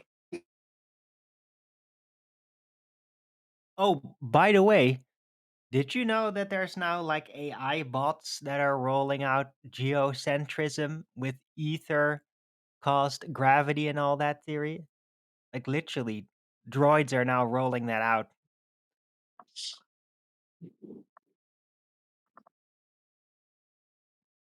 Heard of that? I wouldn't doubt it. You know they got AI that can mimic you. I'm sure they can, but I mean, you don't have to specifically preface it. You can just ask about alternatives to heliocentrism, and like it will forward geocentrism with electrostatic gravity. Seriously, and ether. Yeah. So at the end of the day, if you have a agent, as they're calling the AI, you have an agent. It's actually going to literally like uh move the veil, from the mask, if you will. It's like it's going to expose the falsehoods, because if you ask it correctly, it's actually going to agree logically with what you're asking it, and it doesn't comport with the globe. It's literally like a death blow to themselves. Hold on, though. Hold on, It don't. does not have any global rumpus Don't. routine. That's right. No, don't go too far with that. That's not exactly true. Because the people who program that are what? No, DMOC.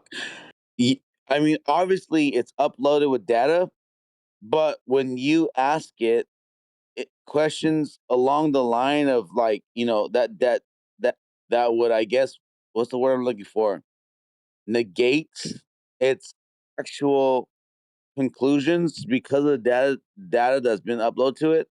It literally will take a step back and literally, like, it's agreeing with our questions that we have for it. That is Yep, Nathan. debunking Nathan a globe. demonstrated. You're right. Nathan demonstrated that last week, either in That's called Awakenings or uploading. either politics. That's called you teaching AI. It's called uploading your information and taking it at the same speed as it, like taking it in right now.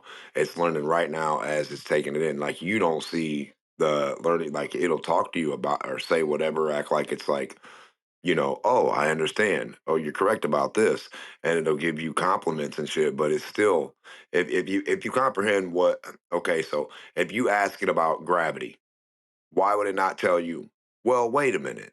Let's take a look and see if gravity even has any bearings in reality in the first place. Is it going to come at you like that, or is it going to start explaining you stuff about gravity? And then when you get into detail, or you say this thing about this definition, sure, it's going to be like, oh, excuse me, hold on. You're correct about that. But then it's going to say, but in the bigger picture, it's going to say gravity's real in some format, just like it's going to say either. And here's the weird thing: how does AI know what gravity is if the person who programmed the thing about gravity doesn't know what gravity is? So yeah. No, I Just agree with gonna you, throw bro. back the citations. That's how. The programmer Yeah. doesn't have to know. Only the sources have to understand what it means.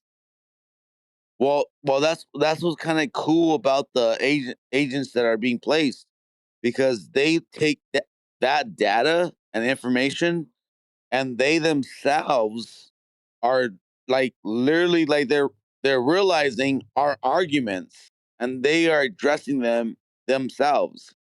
That's Not what's fucking necessarily. cool. It's kind of like they're shuffling a deck of cards in my mind. So they have a deck of cards that's 8 billion cards.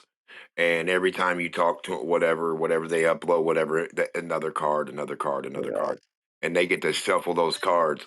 And depending on however they format it, like hearts, clubs, spades, truth, false, whatever, correct definition, true definition, a semantic, like however the shit's programmed in, because humans have all different, like, because level can be horizontal and then curved. So how does AI go about telling you it's level Earth curve horizontal? It like what? Because it's just citing what is said about it by fellow believers. Doesn't automatically make that physical reality. It's not even claiming that. It's just rolling out an explanation. Right. So how can an Wait, explanation be? wait. Hold on. Oh, I'm sorry to side note this, but I just came back from lunch, and I was surprised y'all were all on. Is that you, Aaron? No, it's the fake AI, Arwin. Is it? Yes, it's me. What up, man? What's happening, man? I'm on Rumble. On what? Rumble. The application Rumble.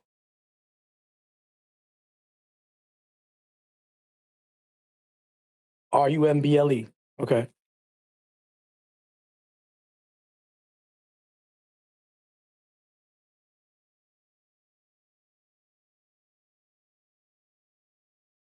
Yeah, the thing about that level being curved, they went through earlier, they never, ever, not even mathematically, calculate it as curving, ever. It's just lip service they're going to play, in which they claim there's levels curving, but every single example, without doubt or exception, will use level Well, as a horizontal plane. if it was curving, we have elevation reading tools that would show you that.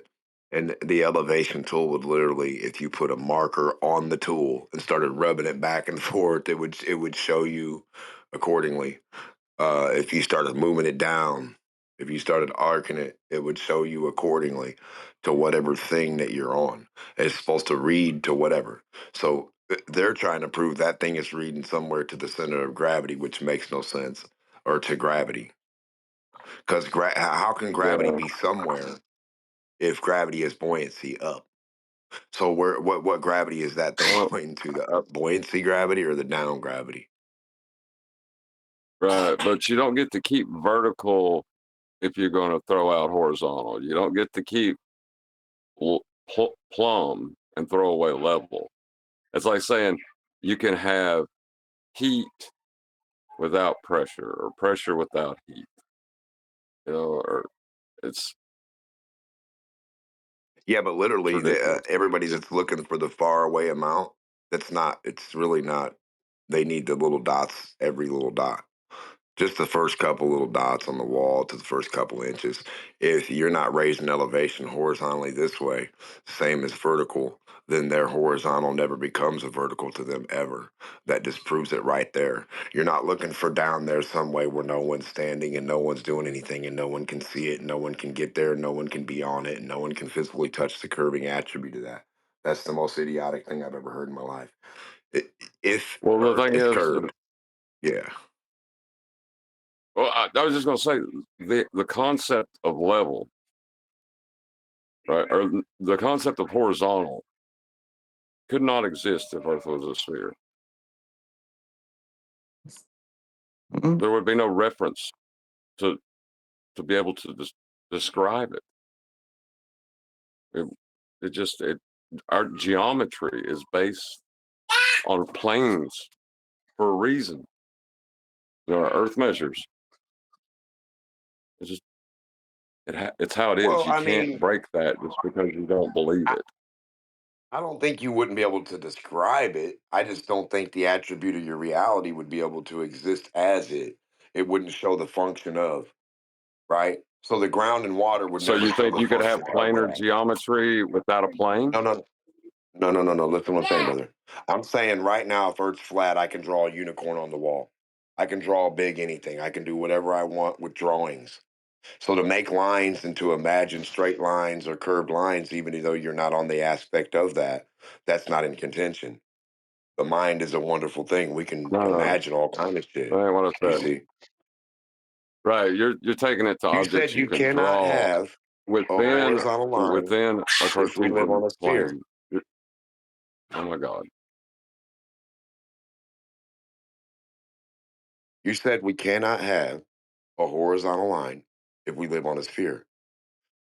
And I just wanted to correct you. I could Yeah, draw a such horizontal concepts line in would the air. no, that's not true. You're Oh, not that's not what you correcting meant? me. You're taking it to a false analogy by saying something about unicorns on a wall. No, you're talking about drawing No, I'm saying, objects within 3D reality. That right, but planar listen to what else I coordinate followed system with. that you will draw that in is with respect to a flat plane. It's an XYZ coordinate system. That XYZ coordinate system matches what we experience.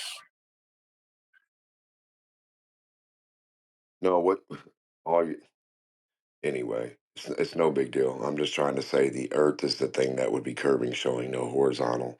Not me and you being able to draw it or produce a horizontal to make stuff.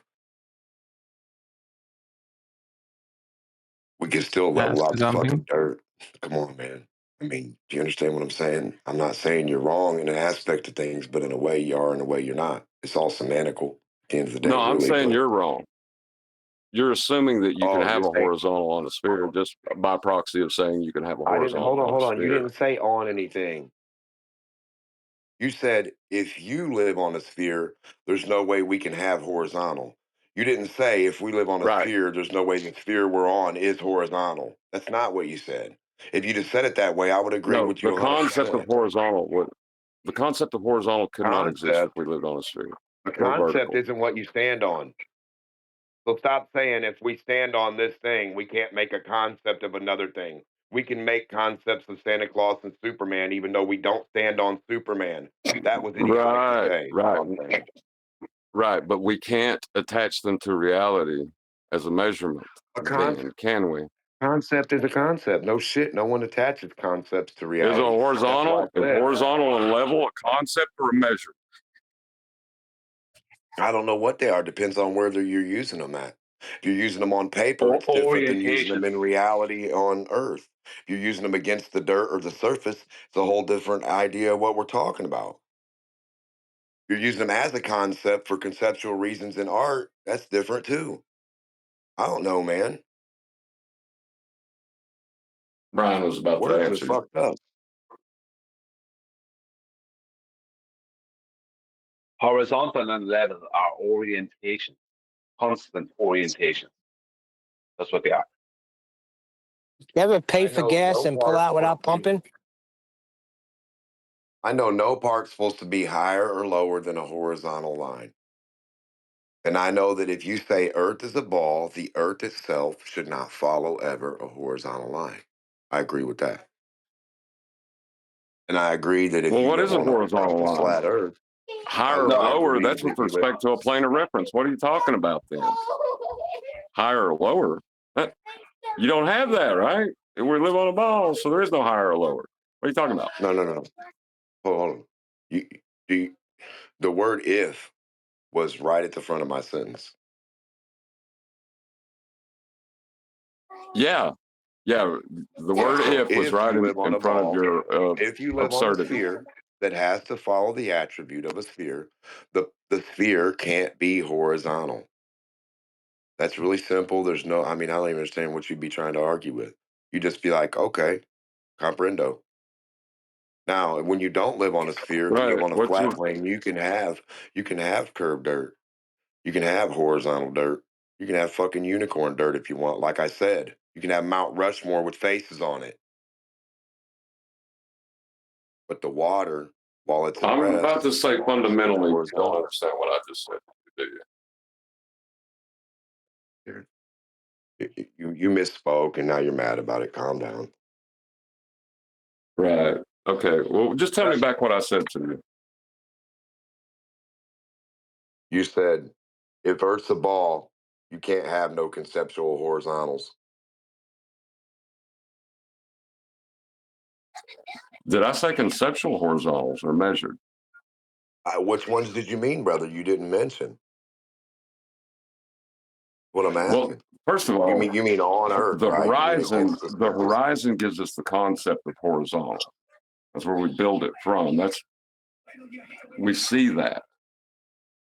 So it's not an idea. It's something we see, right?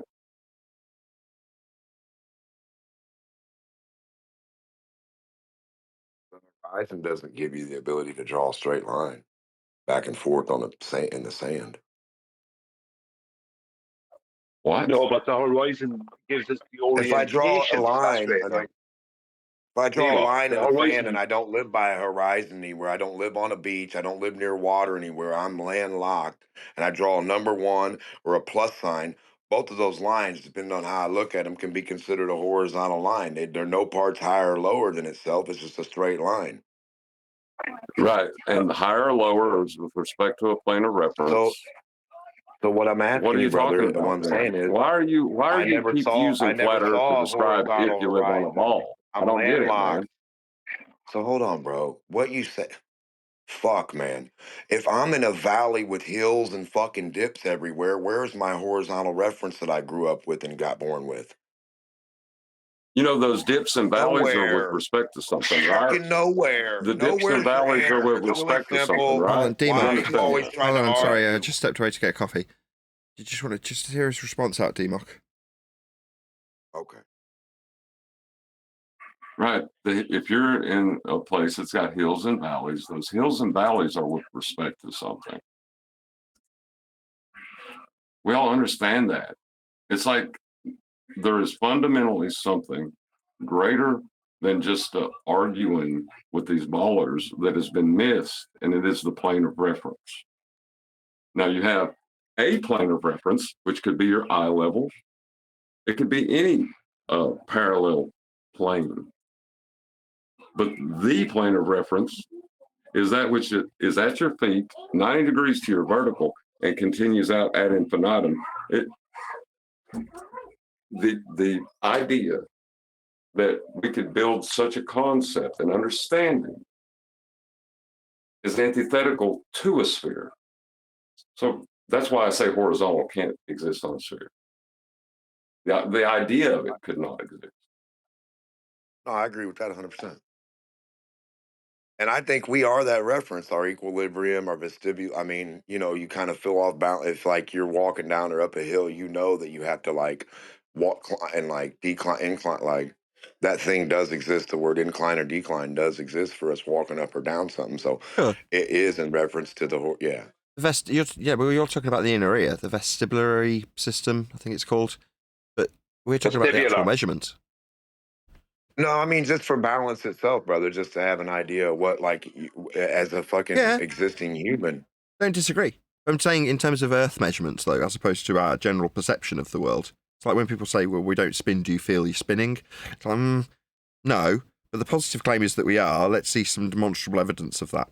And in the case of Earth, we can show the demonstrable evidence in the form of the measurements of Earth with respect to the hills and valleys, which was your last response to John. And he's saying, well, the hills and valleys are measured with respect to a plane of reference. Oh, correct. No, I understand that, but I'm saying if that's what I saw, then I wouldn't normally just see horizontals everywhere. I'd be like, okay, there's this, but then I'd also know that I'm a person that's walking in a balanced format to that, which is the horizontal reference. 100%. I'm with you.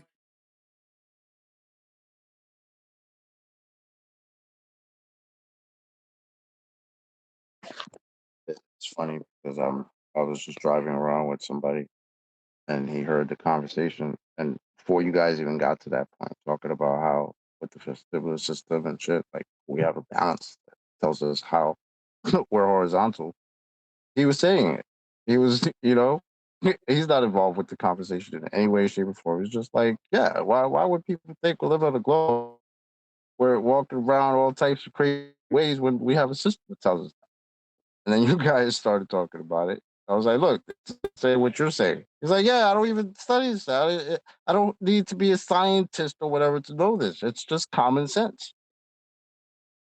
Because it is. All I know is while I was driving from where I was to Roanoke, going through 81, there were hills, mountains, and we drove incline for a while. And then we drove decline for a while. And got right back on the level driveway, highway that we were on. And then we did it again. And my son said, Daddy, why don't trains do that? Because railroads are not made that way, son. They go through the hills, through the mountains, because they have to remain leveled. He was like, that makes sense. Or they would fall off the track. Exactly, son. But even a 7-8-year-old knows that. It's not about falling To off be the fair, track. in New York City, though, they're not always level. It's not about them falling off the track. It's about the capabilities of the engine on the rails. It's only got a certain incline that it can achieve. Yeah? It can go uphill, but just not very much. 35 degrees. 35 to 40 degrees. Okay. That's about it. And then it's going to come back down David, or start to go level again.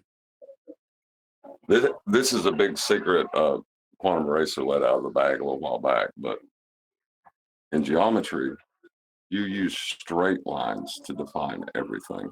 That's why when you look at a graph paper, they have the straight lines in the back.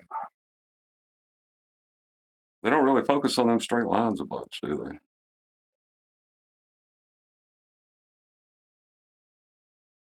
What about in spherical geometry, Brian? Spherical geometry doesn't exist. The ball is confused that what a sphere is, which is geometry, but incorrectly called Euclidean geometry. That's what a sphere is. And they think that spherical triangles exist, not realizing it's actually not. The intersection of three arcs, which are Euclidean geometry, also known as just geometry. Also known as geometry. Yeah, just geometry. Exactly. Spherical geometry. You doing the book I like at 1? it, Brian. Are we doing it at 1 or 1:30? An hour and a quarter or an hour and 3/4? Buzz me about 1:15. I'll be back. An hour and a half. Split the difference. Okay. Yeah, we'll do it in about an hour and a half. I'll round out in about 10 minutes. I'll round the after show out in about 10 minutes.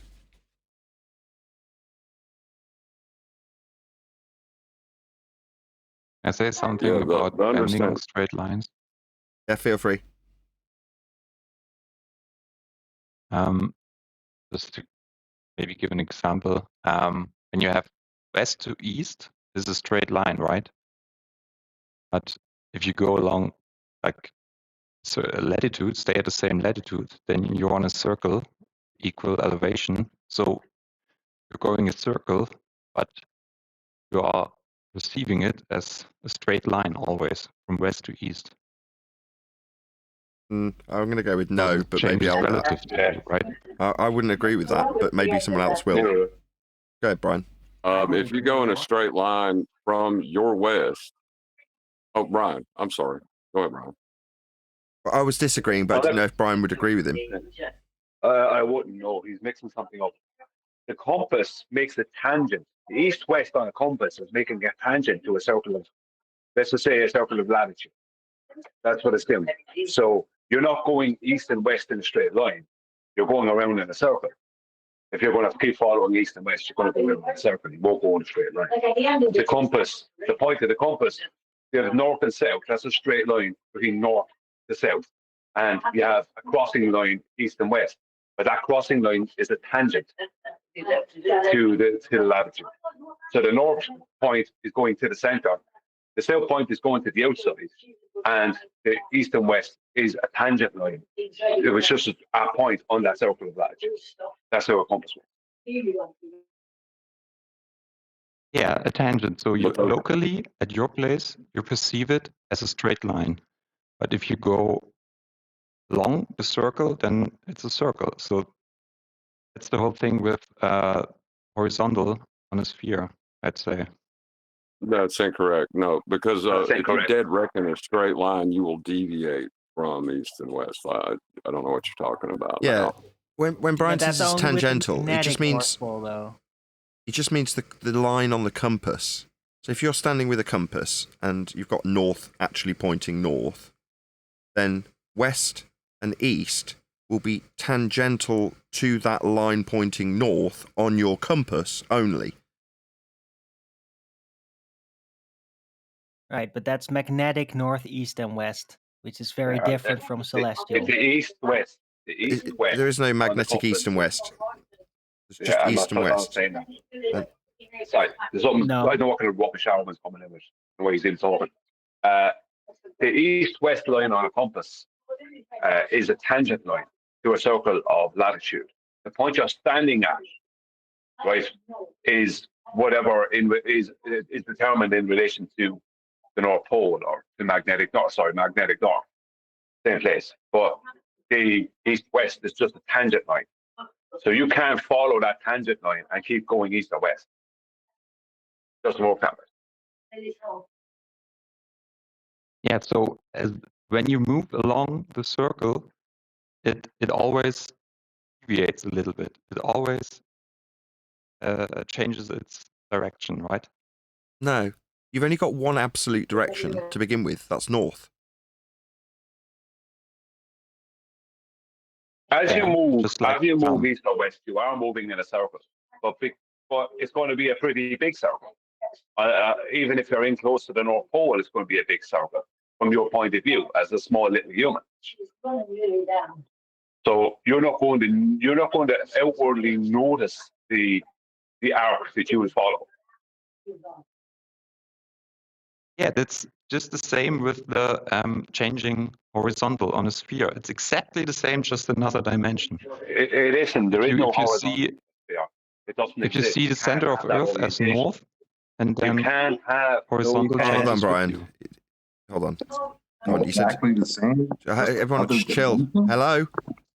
Go on, Guy. You were saying if you see from the center of Earth or something. I heard. Go ahead. Yeah, right.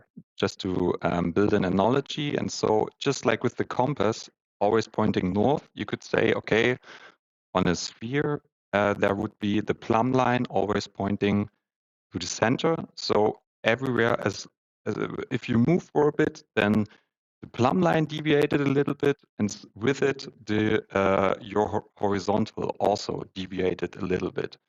So, hold on, just one sec. Just one sec. Is it Lotrich or Lotret or however you say your name? Please, can you drop and rejoin? You've got a terrible connection. I don't think it's your mic or anything. I think it's the connection. If you can drop from the server and then rejoin, it'll hopefully resolve it. Or drop, refresh, and then rejoin. That make sense? Give me a second to just get back. Sorry, Brian. No worries. He's literally describing what I was talking about earlier. Yeah, but he's trying to apply that to horizontal and vertical. Yeah, don't worry about him. Just let him acknowledge himself before we carry on. Can we just hear if you resolved your issue with your audio, please? Yeah, check 1, 2. Not really. It's better though. Okay, yeah. So from the center of a sphere, we're never in the center of a sphere. The sphere itself is derived from measurements off a flat plane. You know that, right? Yeah, just to build up the model or paradigm or whatever you want to call it. Yeah. Yeah, so derived from a flat plane. Yes, I would say it's a referential plane, so an imagined plane. You'd say it's the actual surface, so we disagree on that. But I don't want to prove the globe to you. I just want to, I don't know, at least show you that the Get the model measurements is from it. possible. You've just told us that we see it as the surface, and you say it's an imaginary plane. No, we're measuring it.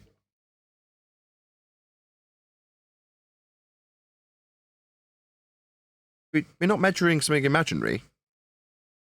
When we describe heights and things off sea level, we're not describing heights off imagination land. We're describing things actual heights off the surface, aren't we? Yeah, why would you derive anything from something imaginary? Do you want a real thing as a foundation?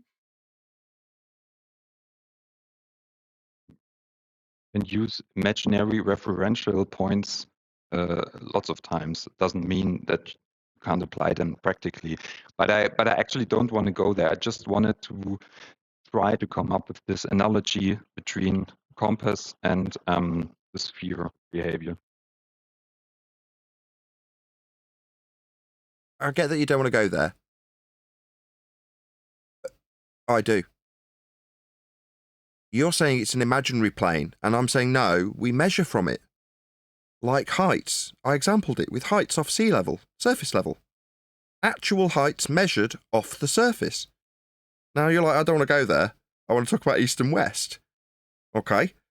But when we all measure a flat earth, globe believers suggest that planar measurement is in some way imagination land that's being measured from because it's flat. No, it's just flat and just measured from Earth. So why would you say it's imaginary? And we say it's the surface? No, it is the surface. Like with sea level and heights above it, I'd just like you to acknowledge that when we measure a height off sea level, is that A, actually a height off sea level, Or is it a high off imagination la la land? Which do you say it is? For me, I see sea level like the level of atoms in the of electrons in the atom model. So it's a circle or a sphere, if you will. But you don't agree with that. I already know that. What? When you see the sea level, you see it as electrons and spherical. Is that what you just said? No, just in a bigger picture to explain how it can work on a sphere.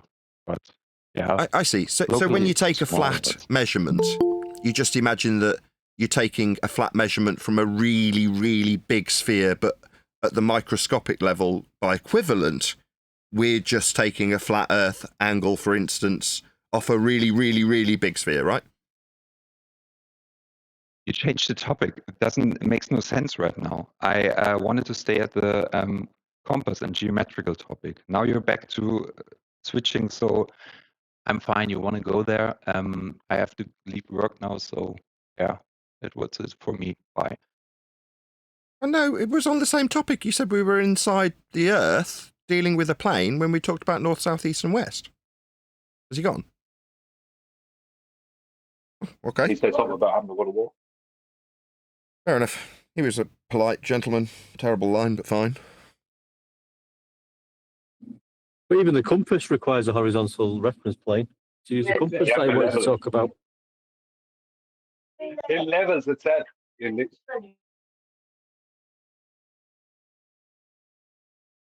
Right. Anybody got any last things that they want to say? Because I'm going to round out to get an hour's rest before we start the book. Yeah, that guy was referencing the two tangent planes with the 2 points that won't be level with each other. That's one of the things he brought up. He also was trying to make a orbit that means sea level. How can level exist on a globe? Do you know what I mean? I don't know what would be going on with these people's heads. Yeah, you obviously don't listen to the conversation that happened before they came in or something. I don't know. No, they don't. Or they hear white noise when it's happening. More than likely, yeah. Any more for any more? No? We don't want to talk about the measurements anyway. You don't. Round out. We got work to do. In an hour. With that, I'm going to say a huge, massive, enormous thank you to both Discord and G+ panels for making today's after show possible. And of course, a massive thank you to all of you for liking, commenting, sharing, subscribing, joining as a Nathan Oakley 1980 channel member, and all that good stuff. I've been Nathan Oakley, and I will see you all in the next video.